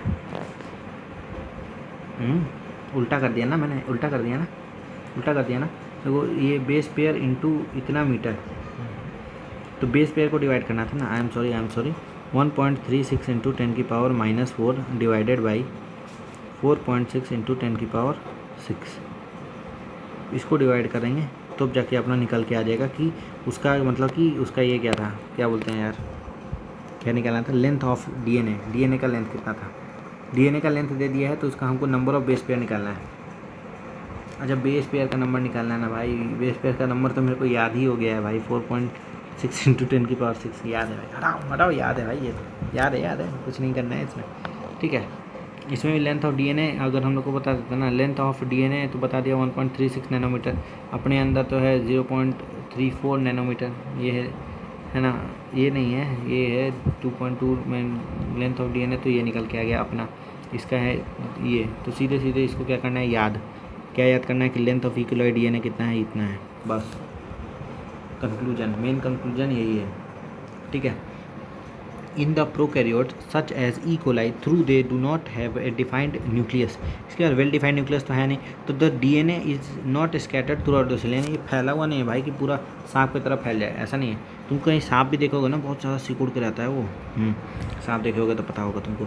the DNA being negatively charge is held with some protein that have positive charges in the region termed as nucleoid, यानी कि न्यूक्लियोइड के अंदर क्या होता है, पॉजिटिव चार्ज होता है, और इसके अंदर डीएनए जाता है। अरे मेरा प्यार मिल गया मुझे, मैं तो निगेटिव चार्ज था, कहाँ तुम्हारे आने से मेरी ज़िंदगी में पॉजिटिविटी आ गई है। अपने गर्लफ्रेंड को जाके यही लाइन देना कि आर यू पॉजिटिव, तो पूछेगी क्यों, because I am getting attracted to yourself, I am getting attracted to yourself. कितना क्रीप लाइन है भाई, कितना ही क्रीप का भी हद हो जाएगा ना तो ये लाइन बनेगा। वही डीएनए करता है, डीएनए है बहुत क्रीप, निगेटिवली चार्ज। वो जाके बोलता है आर यू पॉजिटिव, तो पूछेगी, कौन पूछेगी, न्यूक्लियोइड पूछेगी why you are calling me positive, तो डीएनए बोलेगा because I am getting attracted towards you. तो ये बोलेगी छी यार छी, आ जाओ घुस जाओ भाई अंदर मेरे, आ जाओ मेरे अंदर समा जा, आजा मेरे राजा। The DNA in the nucleoid is held in large loop held by the protein, ठीक है। In eukaryotes this organization is much more complex, eukaryote वाले भाव नहीं देती है भाई। This set of positively charge basic protein, जिसको हम लोग हिस्टोन कहते हैं, तो हिस्टोन जो होता है, देखो the protein acquires charge depending upon the abundance of amino acid residues with charge side chain, ठीक है। यानी कि एक प्रोटीन जो होता है वो एक्वायर करता है चार्ज, किस पे, depending upon the abundance of amino acid, यानी अमीनो एसिड उसके अंदर कितना है उसके अकॉर्डिंग प्रोटीन के ऊपर चार्ज आएगा, ठीक है। जैसे histone are rich in basic amino acid residue, जैसे कि लाइसिन और आर्जिनाइन। नीट 2025 का पेपर, कल का पेपर तुम जाके देखो भाई, कल का पेपर जाके देखो, सेम क्वेश्चन आया हुआ है। क्या आया हुआ है, हिस्टोन जो है, histone are rich in basic amino acid, ठीक है। हिस्टोन बेसिक अमीनो एसिड कौन होता है, लाइसिन और आर्जिनाइन।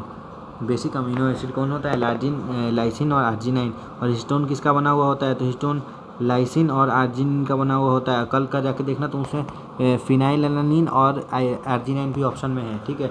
दो ऑप्शन है हिस्टोन के पास, ठीक है। क्या क्या ऑप्शन है, एक फिनाइलएलानिन और आर्जिनाइन, और दूसरा ऑप्शन है लाइसिन और आर्जिनाइन। तो तुमको लाइसिन और आर्जिनाइन को टिक करना है। नीट 2025 क्वेश्चन वेरी इंपॉर्टेंट, मजा ही आ गया, कतई जहर।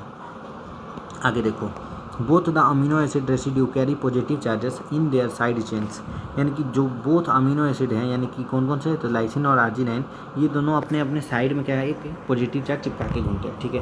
तो histone are organized to form a unit of 8 molecule, जिसको हिस्टोन ऑक्टामर कहते हैं। क्या, हिस्टोन जो होता है वो ऑर्गेनाइज्ड होता है to form unit of 8 molecule, जिसको हिस्टोन ऑक्टामर कहते हैं। जो निगेटिवली चार्ज डीएनए है वो wrapped around the positively charge histone octamer to form a structure, जिसको हम लोग न्यूक्लियोसोम कहते हैं। यानी ये हो गया एक न्यूक्लियोसोम। क्या बोला मैं, ये है अपना पूरा ऑक्टामर, ठीक है। ये क्या है, अपना ऑक्टामर है, ठीक है।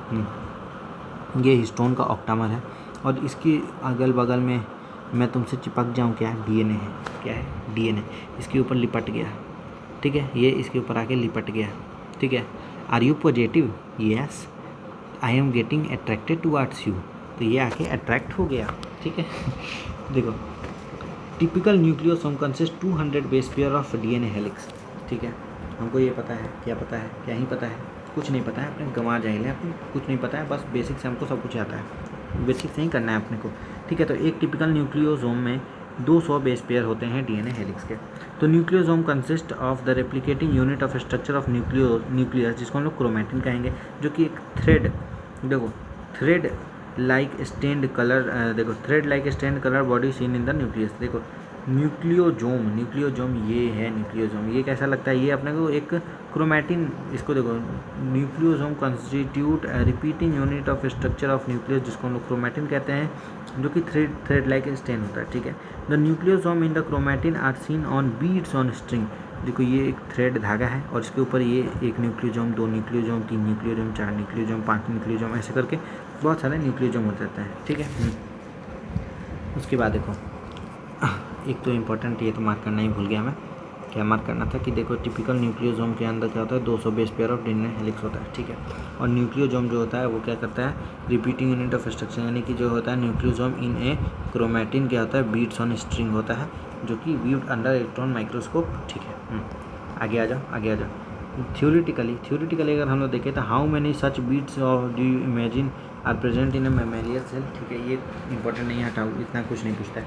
The beads on string structure in the chromatin is packed to form chromatin fibre that are further coiled and condensed at the metaphase stage of the cell division to form a chromosome, ठीक है। क्या बोला, beads on string structure of a chromatin is packed to form chromatin fibre, यानी beads on string जो है वो कैसे बना कि क्या हुआ, वो क्रोमैटिन के अंदर ऐसे पैक किया ताकि वो क्रोमैटिन फाइबर बन जाए, और वो फर्दर क्वाइल हो गया, कैसे, ऐसे क्वाइल हो गया, सांप की तरह आके लिपट गया, ठीक है। और कंडेंस हो गया at metaphase stage of the cell division to form chromosome, और कंडेंस हो जाता है, ठीक है। देखो तुमको आप सेल साइकिल और सेल डिवीजन बहुत इंपॉर्टेंट चैप्टर, ये तुमको पढ़ना ही चाहिए। सेल साइकिल और सेल डिवीजन में क्या होता है, देखो सेल साइकिल सेल डिवीजन में पहले प्रोफेज आता है, फिर उसके बाद आता है मेटाफेज। तो प्रोफेज में क्या होता है, ये अनटैंगल होते हैं ये, ठीक है। माने कि ये बस थोड़ा थोड़ा इसका जो है न्यूक्लियस डिसअपेयर कर जाता है और ये ऐसे रहते हैं, ठीक है। और मेटाफेज के अंदर आने के बाद ये अनटैंगल हो जाते हैं, ठीक है, डीएनए मॉलिक्यूल्स, और फिर अनटैंगल होके ये अपने आप को ऐसे अरेंज कर लेते हैं मेटाफिजिक प्लेट में, और इसमें से जो एस्टर होता है, एस्टर वो अपना क्या बना लेता है। देखो अभी हल्का नहीं समझ में आ रहा होगा, कोई बात नहीं, लेकिन तुमको बस ये समझना है कि जो होता है मेटाफेज स्टेज में होते हैं, मेटाफेज स्टेज में, यही नीट का आया हुआ क्वेश्चन है कि कहाँ अनटैंगल होते हैं। बीट्स ऑन स्ट्रिंग जो होता है वो फर्दर क्वाइल्ड और कंडेंस्ड कहाँ होते हैं, कंडेंस्ड एट मेटाफेज स्टेज। कोई पूछ दे कि कहाँ होते हैं तो मेटाफेज स्टेज में होते हैं भाई, ये जरूरी है। Metaphase state not in prophase, रुक जाओ मैं अच्छे से लिख देता हूँ, बहुत इंपॉर्टेंट क्वेश्चन है ये भाई। प्रोफेज, तुम अगर एनसीईआरटी पढ़ोगे ना 11th वाला, उसमें तुमको यही लिखा हुआ है, ये लिखा हुआ मैंने कि ऐसे तुमको दिखाया है ना वो फिगर में कि सब कुछ लग रहा है अरे अनटैंगल भी तो ये प्रोफेज में ही हो रहा है, लेकिन नहीं, वो मेटाफेज स्टेज में होता है। ढंग से पढ़ोगे ना तुमको पता चलेगा, ठीक है। Metaphase stage of the cell division to form chromosome, ठीक है। हाँ, उसके देखो the packing of the chromatin is higher level requires additional set of protein that are collectively refer to as, देखो collectively refer to as non histone chromatin NHC protein. अरे यार आगे आ जाओ, खुल जा भाई। हाँ देखो क्या बोले हम लोग, the packaging of chromatin at higher level requires additional set. देखो अगर हायर लेवल पे हमको उसको अच्छे से पैक करना है, अगर कोई सामान को हम लोग को बहुत अच्छे से पैक करना है, तो हम लोग ऐसे चिंदू मिंदू को थोड़ा ना दे देंगे कि ले भाई तू पैक कर दे, भाई तू पैक कर दे। तो उसको एक एडिशनल सेट ऑफ प्रोटीन भी चाहिए जो उसका और पॉजिटिव चार्ज बढ़ाए और उसको और लपेटवा दे, क्योंकि वो निगेटिव है ना भाई, उसको तो पूरा एकदम जकड़ के रखना है भाई, पूरा एकदम वाह भाई साहब, पूरा पॉजिटिव ठूस दोगे तभी ना निगेटिव उसके अंदर आकर पूरा अंदर घुस जाएगा, बिल्कुल रग रग में घुस जाएगा भाई, रग रग में केसर का दम। तो उसको हम लोग एडिशनल सेट ऑफ प्रोटीन जो कि बहुत ज़्यादा पॉजिटिवली चार्ज होता है उसको हम लोग क्या बोलते हैं, तो नॉन हिस्टोन, क्या बोलते हैं उसको, नॉन हिस्टोन क्रोमोजोमल प्रोटीन्स। ये भी बहुत पॉजिटिवली चार्ज होगा, क्या होगा, बहुत ज़्यादा ये होगा पॉजिटिवली चार्ज, पॉजिटिव चार्ज होगा तो क्या होगा, डीएनए अट्रैक्ट करेगा, ओके ठीक है। In a typical nucleus some regions of the chromatin are loosely packed and stain light are refer to as euchromatin. देखो फिर से नीट में आया हुआ सवाल, क्या देखो ना भाई, ये डीएनए के अंदर से ही तुमको सारे भाई मैं बोल रहा हूँ ना 20 से 25 क्वेश्चन हो गया भाई अभी तक, 20 से 25 क्वेश्चन एक ही चीज़ को हर बार रिपीट करेंगे क्या कि देखो टिपिकल न्यूक्लियस जो है उसमें some regions of chromatin are loosely, अगर रीजन्स ऑफ क्रोमेटिन जो है लूजली पैक्ड है और लाइट स्टेन दे रहा है तो वो क्या होगा, यूक्रोमेटिन। अलग अलग क्वेश्चन, 2 अलग क्वेश्चन है ये क्या, एक तो अगर लूजली पैक्ड है तो कौन हुआ, तो यूक्रोमेटिन। और दूसरे साल क्या पूछ दिया था, अगर स्टेन लाइट देता है तो कौन सा होगा, तो यूक्रोमेटिन। बस। और उसके बाद देखो जो मोर डेंसली पैक्ड है वो कौन है, तो हेट्रोक्रोमेटिन। ये एक और अगले साल का क्वेश्चन। और अगर जो डार्क स्टेन दे रहा है वो कौन है, तो हेट्रोक्रोमेटिन। ये 4 क्वेश्चन है भाई, ये एक क्वेश्चन 2 क्वेश्चन नहीं है, ये 4 क्वेश्चन है, 4 क्वेश्चन।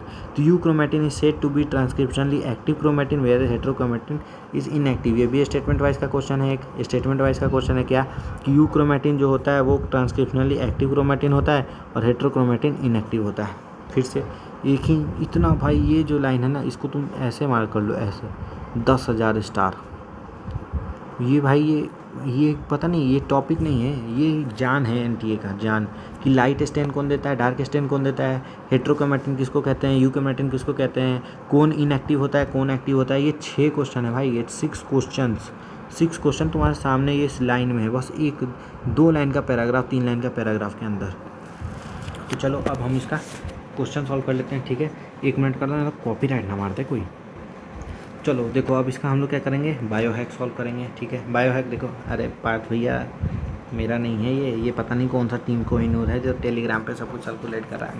मैं नहीं जानता हूँ ना, बिल्कुल नहीं, नको। देखो RNA mostly functions as a messenger structure adapter. Messenger तुमको पता होगा सीधे। डीएनए इज़ मोस्ट अबंडेंट, इसमें मैं पर्पल वाला पेन ले लेता हूँ। DNA is most abundant genetic material, most abundant है, बिल्कुल ट्रू है, ठीक है। डीएनए इज पॉलीमर ऑफ, किसका पॉलीमर है बताओ, तो डीऑक्सी क्या है, डीऑक्सी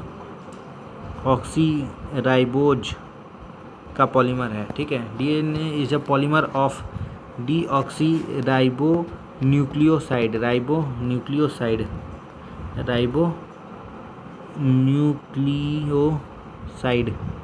ठीक है। हाँ फिर देखो number of nucleotide in 5x174 कितना था बताओ ना जल्दी। 5x174 is which type of virus. देखिए भाई साहब क्या पूछ दिए sir ji, number of nucleotide पूछ दिए, फिर उसके बाद पूछते हैं कि किस तरीके का वायरस था वो, ठीक है। तो ये तो 5x175 के अंदर कितना था यार, 5386, सीधे बात है भाई, कितना था, 5386 था, याद करो भाई, इतना बेस पेयर था।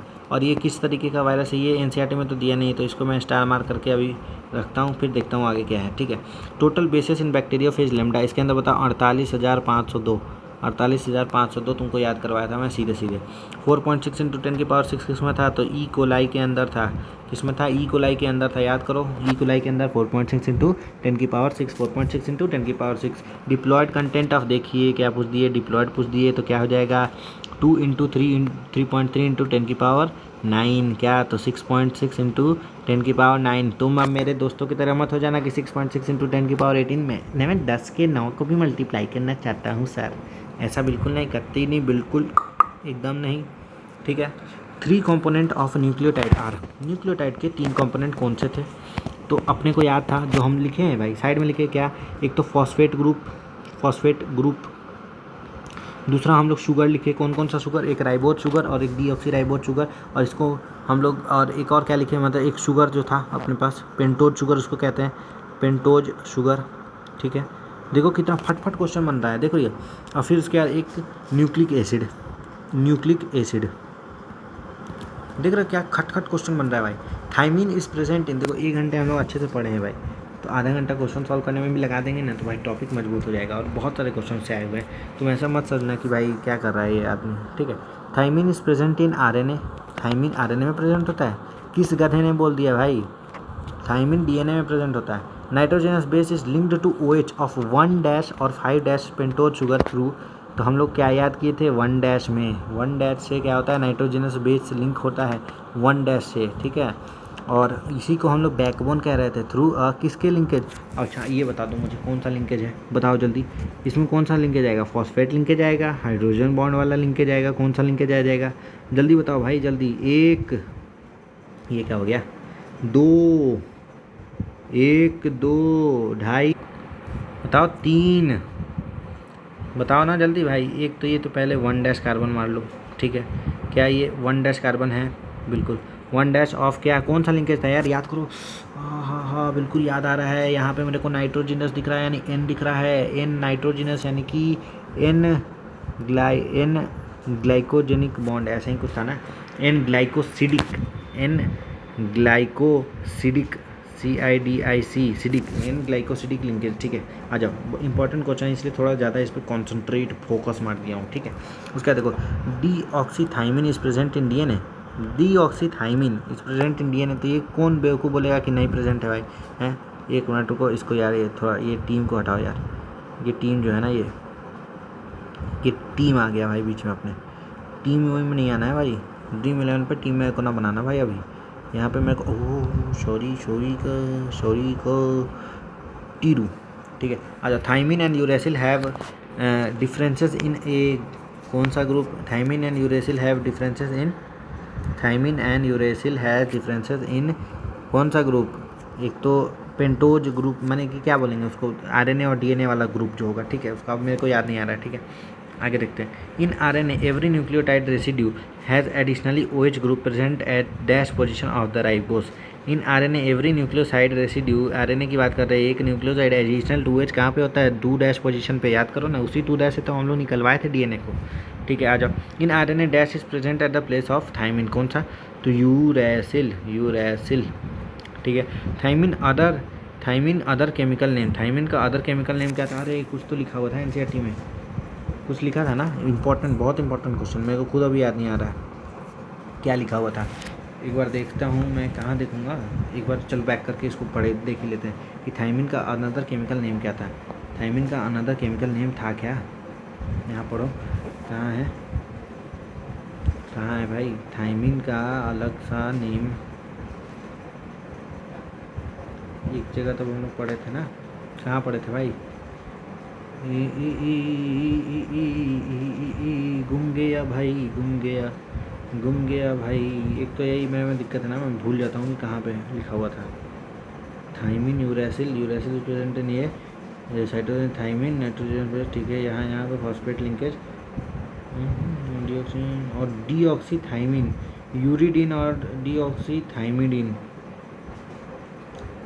साइटिडिन और डीऑक्सीसाइटिडिन, यूरिडिन और डीऑक्सीथाइमिडिन, गुआनोसाइन और डीऑक्सीगुआनोसाइन था, एडिनोसाइन और डीऑक्सी एडिनोसाइन था। तो यूरिडिन यानी कि डीऑक्सीथाइमिडिन हुआ, समझे? तो मेरे को तो लग रहा है इसका यूरिडिन, लेकिन उसके लिए होगा ना। हाँ, इसका ये नाम तो नहीं होना चाहिए।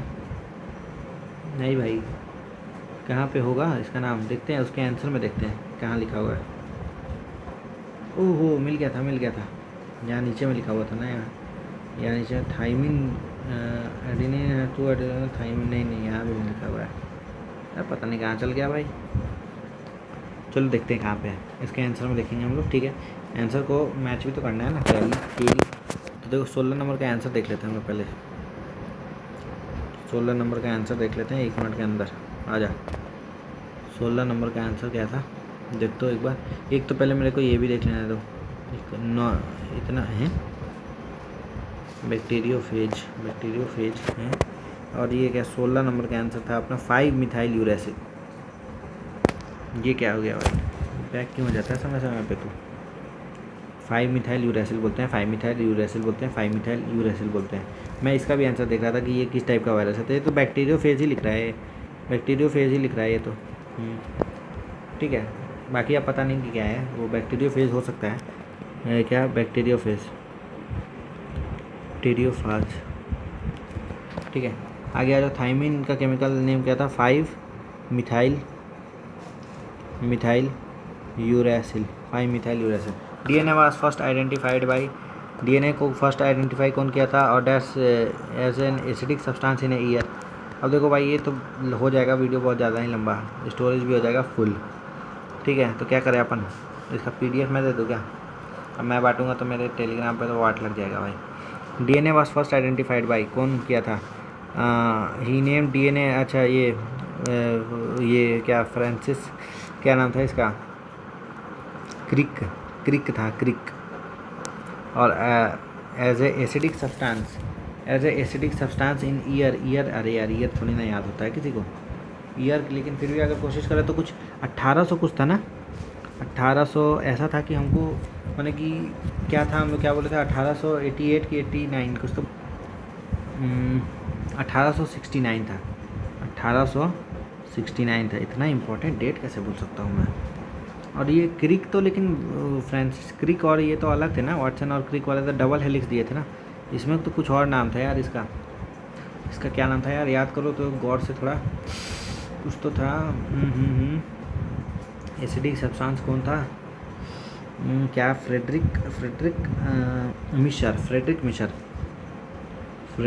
मिशर, ठीक है, स्पेलिंग नहीं आता, ठीक है।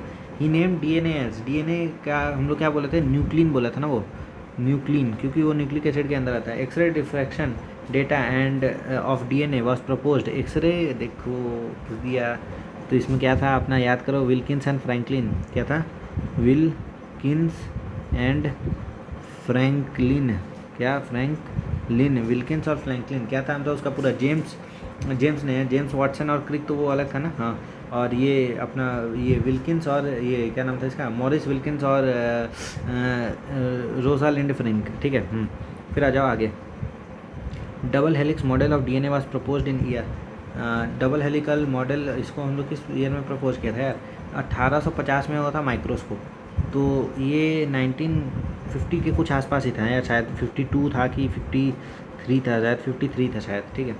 ये ईयर नहीं पूछता है, ठीक है, तो इतना इंपॉर्टेंट मत रखना कि भाई ईयर नहीं याद होगा तो क्या हो गया भाई, ऐसा नहीं होता है। और कौन किया था भाई, वाटसन एंड क्रिक, तो हमको पता ही है, वाटसन और क्रिक, ठीक है।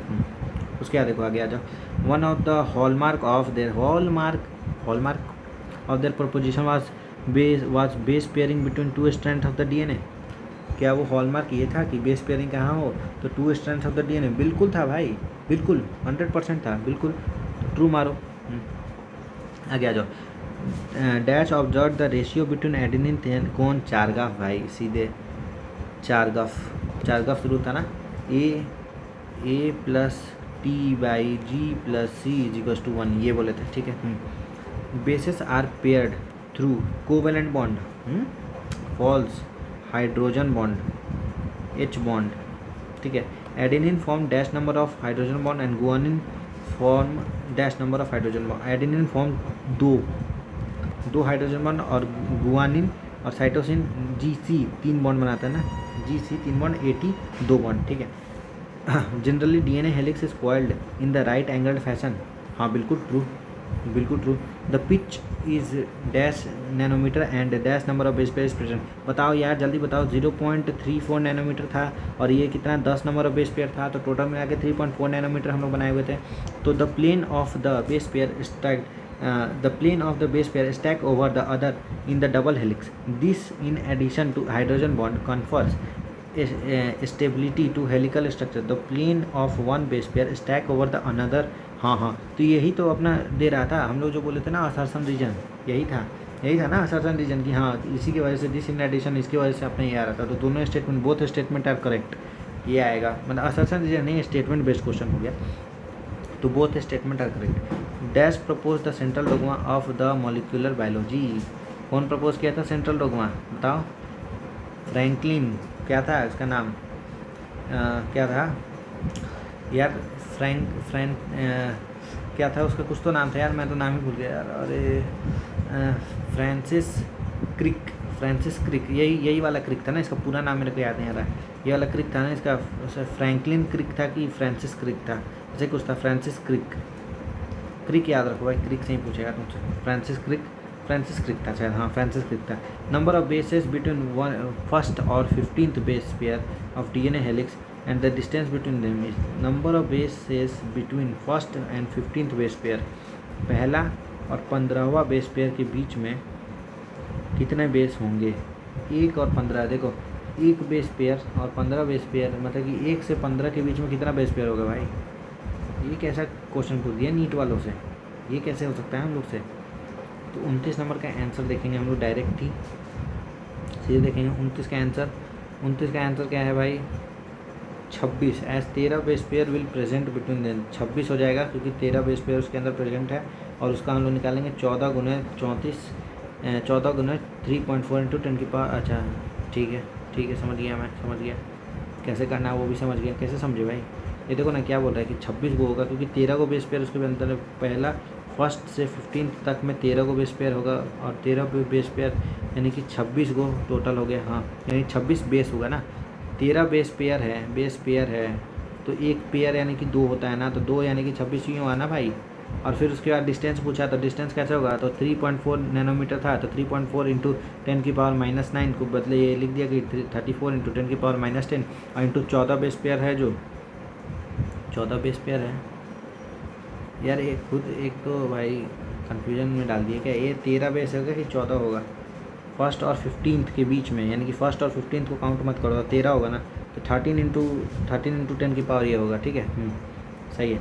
Length of DNA molecule is 1.1 metre. ठीक है। What will be the number of base pair in क्या है ये, number of base pair in, ये क्या था ये यार यही ना टेलीग्राम वालों का यही गुस्सा आ जाता है भाई, अपना जहाँ देखो वहाँ अपना प्रचार करते रहेंगे भाई। नंबर ऑफ बेस पेयर इन कुछ तो है यार यहाँ पे,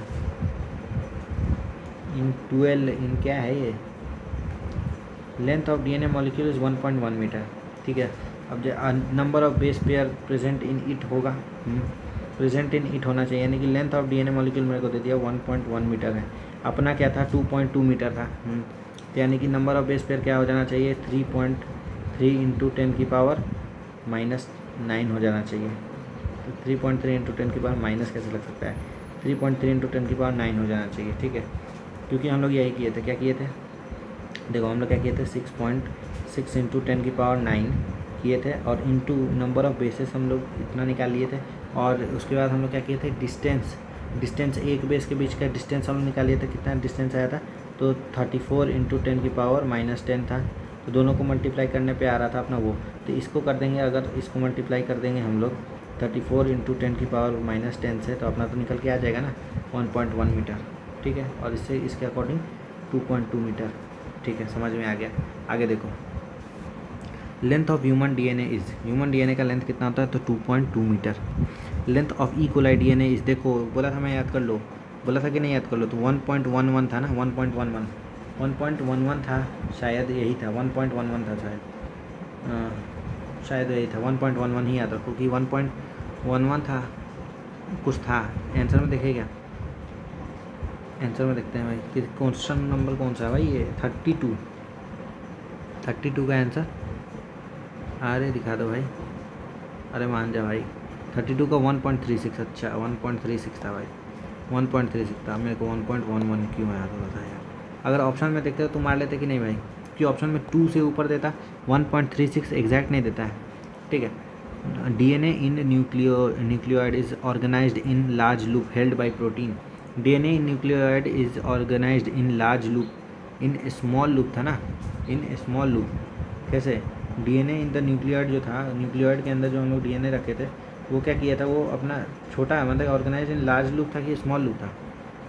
DNA कुछ कॉन्सेप्चुअल अगर सोचे कि DNA न्यूक्लियोइड के अंदर ऑर्गेनाइज होता है large loop held by protein, DNA nucleoid के अंदर large loop held by protein, तो सही होना चाहिए, सही होगा, ट्रू होगा।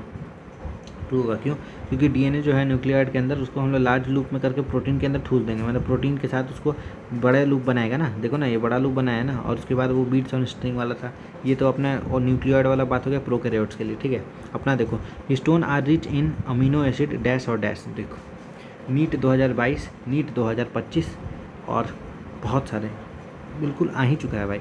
नीट 2022 में ये आया था, देखो, और 25 में भी आया, क्या आया था, तो अपना अगर इसको देखेंगे तो हम लोग क्या, दो, इसका आंसर क्या है, जल्दी दो भाई, आंसर अपना कौन सा था, न्यूक्लिक एसिड, दो होता है ना, तो कौन कौन सा था अपना, याद करो भाई, याद करो। हाँ, लाइसिन और आर्जिनाइन, हाँ, और फिनाइल एनालिन और आर्जिनाइन आंसर में दिया हुआ था, तो वो गलत हो जाएगा, lysine and arginine 50,000 crore star question है ये, 25 में भी पूछ दिया है भाई। Both amino acid residue carry positive charges in their main chains, both amino acid residue carry positive charges in their main chain, तो हाँ ट्रू, दोनों ही, क्योंकि वो रखेगा पॉजिटिव चार्ज तो अभी ना जाके बाइंड कर पाएगा। Histone octamer content proteins, histone octamer के अंदर कौन सा प्रोटीन होगा, कंटेंट प्रोटीन्स कौन सा होगा हिस्टोन ऑक्टामर के अंदर? हम लोग क्या बोले थे यार, एक तो 8 मॉलिक्यूल का ऑक्टामर होता है, ठीक है, और उसके अंदर क्या प्रोटीन होगा, क्या कौन सा प्रोटीन होगा? देखते हैं आंसर देखते हैं जल्दी, अपना आंसर में ही पता चलेगा कौन सा प्रोटीन है। हाँ आर्जिन लाइसिन, ठीक है, false in side chain, false, ये ट्रू फॉल्स का क्वेश्चन है, नहीं यहाँ पे ये ट्रू फॉल्स का क्वेश्चन, अरे हाँ, carry protein in their main chain, main chain नहीं ना, अरे हाँ साइड चेन है, साइड चेन, अरे सॉरी भाई, हाँ साइड चेन है, ये फॉल्स हो जाएगा, मेन नहीं है, साइड है, साइड चेन, तभी ना साइड में जाके ए टी, देखो ना ऐसे नीचे था, ए डबल बॉन्ड टी से बाइंड कर रहा था, ऊपर वाला बैकबोन में, बैकबोन वाला बात हो गया ना, ये याद करो, हाँ याद आ गया। हिस्टोन ऑक्टामर कंटेन प्रोटीन, अरे यार हिस्टोन ऑक्टामर कंटेन प्रोटीन, ये क्वेश्चन देखने गया, देख लिया कोई और क्वेश्चन, वाह भाई कत्ती जहर ही फैला दिया। लाइसिन और आर्जिनिन, यही तो था भाई, lysine arginine false in side chain, 2 copies of H2A H2B H3 and, अच्छा आउट ऑफ NCERT, वही तो मैं बोलूँ, NCERT में तो था ही नहीं, लेकिन फिर भी याद रखो कि 2 copies of H2A H2B H3 और H4, 2 copies of H2A H2B, यहाँ पे देखो कैरी प्रोटीन्स 2 कॉपी, यहाँ पे लिख लो भाई 2 कॉपी ऑफ H2A H2B और एक H2C, क्या था, H2A H2B और H2A H2B H3 और H4, H3 और H4, H3 और H4, H3 और H4, ठीक है, इसको उठा के थोड़ा हटा देता हूँ मैं इस मेन को,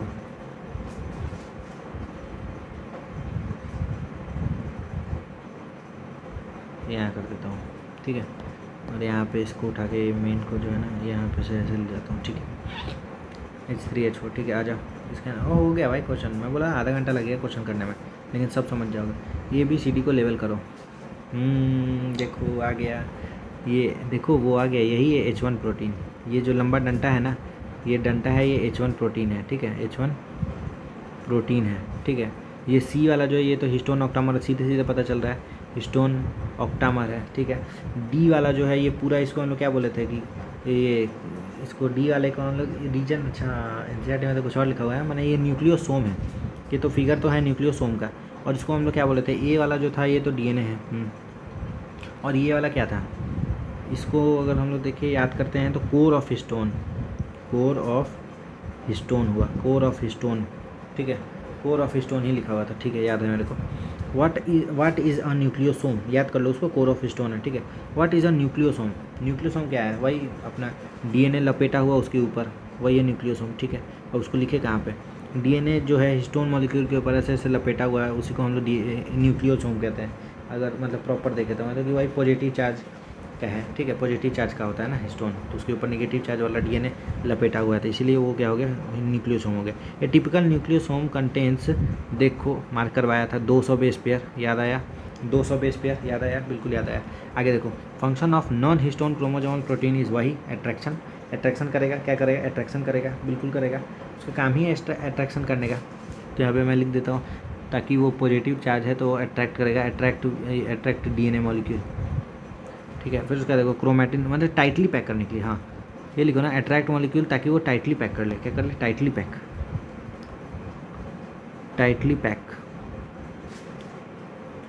पैक, हाँ। Chromatin that is more densely packed and stain dark, chromatin जो कि बहुत ज़्यादा डेंसली पैक्ड होता है और डार्क स्टेन देता है, वो कौन होता है, U वाला होता है क्या, नहीं, डार्क स्टेन दे रहा है ना, करिया कब होगा, कोई आदमी, मतलब कोई अगर करिया मतलब काला क्यों होगा, क्योंकि वो हेट्रो मिलावटी है ना, मिलावटी है तो वो करिया होगा, यानी काला होगा, कोई भी चीज़ मिलावटी होती है, अगर मान लो कि तुम उसके ऊपर डाल दोगे तो वो काला हो जाएगा ना, जैसे अगर मान लो जो ये अगर देखें पोल्यूटेड एरिया जो होता है थोड़ा थोड़ा काला हो जाता है, काई लग जाता है, कीचड़ जम जाता है, तो क्या हो जाता है, काला हो जाता है। तो हेट्रो है, उसके ऊपर काई, पानी के ऊपर काई जम गया है, ज़मीन के ऊपर काई जम गया है, इसीलिए वो काला हो जाता है। ठीक है, loosely packed and strain light कौन सा होता है, यू क्रोमेटिन। ठीक है, और हेट्रोक्रोमेटिन इस एक्टिव, तो यू वाला था, ये फॉल्स है। और ये क्या हो जाएगा, एक्टिव नहीं, इनएक्टिव होगा। ठीक है, तो चलो इसी के साथ से अपना सारा ख़त्म हुआ। 6 मिनट बाकी है 1.5 घंटा होने में, लेकिन कोई बात नहीं, हम लोग बहुत अच्छा पढ़े, बहुत ही मज़ा आ गया, बिल्कुल पढ़ लिए। एक कॉन्सेप्ट अपना पूरा क्लियर हो चुका है, कॉन्सेप्ट के ऊपर 40 क्वेश्चन हो चुका है। तुम कहोगे तो मैं 36 ईयर वाला भी करा सकता हूँ, लेकिन एक बार रुक जाओ, एक बार मैं पॉज करता हूँ वीडियो और देख के आता हूँ कितना है, और अगर ज़्यादा होगा क्वेश्चन तो छोड़ दूँगा। तो देखो भाई, आ चुके हैं हम लोग इस पर। ठीक है, तो इसमें टोटल कुल मिला के अगर हम लोग देखें ना, तो डीएनए के ऊपर जो है अपना 36 क्वेश्चन आया हुआ है। ठीक है, तो अपना क्या करना है, इसमें से 1-2 जो है ऊपर वाला में 22 का तो हो चुका है, 23 का कर लो। 23 का क्या है कि in prokaryote the positive charge DNA is held with some negatively charge. Prokaryote में जो होता है अपना पॉजिटिवली चार्ज जो डीएनए है वो हेल्ड होता है सम निगेटिवली चार्ज प्रोटीन से, जो कि एकदम ही फॉल्स है। क्यों, पॉजिटिव चार्ज डीएनए होता है, पागल है क्या? In eukaryote the negatively charge DNA is wrapped around the positively charge histone octamer to form nucleosome. बिल्कुल ट्रू, बिल्कुल ही ट्रू। तो स्टेटमेंट 1 जो हो गया वो हो गया अपना इनकरेक्ट, और ये हो गया करेक्ट। तुमको खुद याद होना चाहिए ना भाई। देखो, डीएनए निगेटिव चार्ज था, ठीक है, और वो ऐसा था। Okay okay okay. अब एक और देखो, ये वाला क्वेश्चन तो 22 का ही है। देखो कैसा क्वेश्चन पूछता है, euchromatin is loosely packed chromatin, yes. Heterochromatin is transcriptionally active chromatin, no, यही वहाँ पे लिखा हुआ था। Histone octamer is wrapped by negatively charge DNA, histone octamer is wrapped by negatively charge DNA in nucleosome, सही। Histone are rich in lysine and arginine, सही। The typical nucleosome contains 400 base pair हैं 200, तो क्या हो गया सही अपना ACE only है, करेक्ट बताया ना, ACD देखो यहाँ है। तो देखो ऐसा ही है, बस ये क्या है, ये 1.1 देखो, ये भी ये नीट में पूछा हुआ क्वेश्चन था। देखो जो बायोहैक में भी था, 1.1 मीटर का हो गया, तो तुमको सीधे से बोलते हैं 3.3 × 10⁹ और 2.2 अगर बोलता है तो क्या बोलता है 6.6। ये किसके लिए, 2.2 मीटर के लिए। तुमको यही याद होना चाहिए, सीधे आंख बंद करो और याद कर लो, सीधे याद होना ही चाहिए। ये वाला देखो, ये क्या है, ये मैं बोला था कि इसको प्रो बनना है। इसको जब प्रो बनना है, एस वाला जो होगा प्रोटीन होगा, तो इसको क्या करना होगा, ट्रांसलेशन करना होगा। ट्रांसलेशन सीखेगा तब ना प्रो बनेगा। तो एस वाला तो हो गया प्रोटीन, ठीक है, एस वाला हो गया प्रोटीन, ये ट्रांसलेशन सीखा। यहाँ पर क्या ट्रांसडक्शन, तो ये तो गलत हो गया, ये वाला गलत हो गया, ये सही होगा। उसके बाद देखो, डीएनए से आरएनए क्या करते हैं, ट्रांसक्रिप्शन करते हैं, और ये डीएनए से डीएनए में कैसे बनाएंगे, रेप्लिकेशन से। तो ये ऑप्शन सही हो जाएगा। देखो मैं बोला हूँ, बहुत बार बोला हूँ, बहुत ये है। Adenine makes 30% of DNA molecule, adenine 30% of DNA molecule बना रहा है। तो what is the percentage of thymine, guanine और साइटिसिन। अगर एडेनिन 30% है तो ए टी के साथ बाइंड होता है, तो यानी कि A+T/G+C होना चाहिए 1। हाँ, तो ए जो है वो 30% है, तो सीधी सी बात है, अगर ये भी 30% होगा, ठीक है, तो 30-30 60 और ये 20-20 होना चाहिए, ऐसा ही होना चाहिए, क्योंकि ए इसके साथ कर रहा है। तो अगर हम लोग देखें, अगर पूरा मिला ही दे, अगर देखो A+T=G+C होना चाहिए, ठीक है। यहाँ पे अगर हम लोग अगर अच्छे से क्वेश्चन को देख भी ले, देखो इसमें क्या होना चाहिए, A+T=G+C होना चाहिए। तो अगर ये 30% है तो इसमें क्या होना चाहिए, बाकी जो है, बाकी ये 30% है, तो बाकी 100% में से क्या होना चाहिए, ये तीनों होना चाहिए। तो देखो 30 और ये 40 बिल्कुल सही है। ये 30-40 ऐसे कर लेंगे, लेकिन फिर भी अगर हम लोग देखेंगे तो ए और टी के बराबर होना चाहिए। तो मेरे हिसाब से तो आंसर 5th का आना चाहिए डी, 5 का डी आना चाहिए। फिर भी हम लोग करेक्शन एक बार देख ही लेते हैं, हम लोग देख लेते हैं कि 5 का डी है कि नहीं। 5 का देखो डी है, मैं बोला ना, ए जितना होगा उतना ही टी होगा, ठीक है, ए जितना टी उतना, ये याद ही रख लो तुम, ए जितना टी उतना, ए जितना टी उतना, और सी जितना जी उतना, ठीक है। ओके ओके, तो चलिए तब तक ये 5 क्वेश्चन हम लोग कर चुके हैं। तब तक के लिए ओके बाय करते हैं, और जय हिंद जय भारत। मज़ा आ गया होगा तो एक लाइक शेयर सब्सक्राइब जो भी आपका मर्जी वो कर दीजिएगा, और नहीं मज़ा आया होगा तो कोई बात नहीं, डिसलाइक मार दीजिए, रिपोर्ट मार दीजिए, चैनल उड़वा दीजिए भाई, मज़ा ही आ जाए, चैनल ही उड़ा दीजिए भाई, कत्ती जहर, ठीक है। तब तक के लिए ओके बाय, चलते हैं, थैंक यू।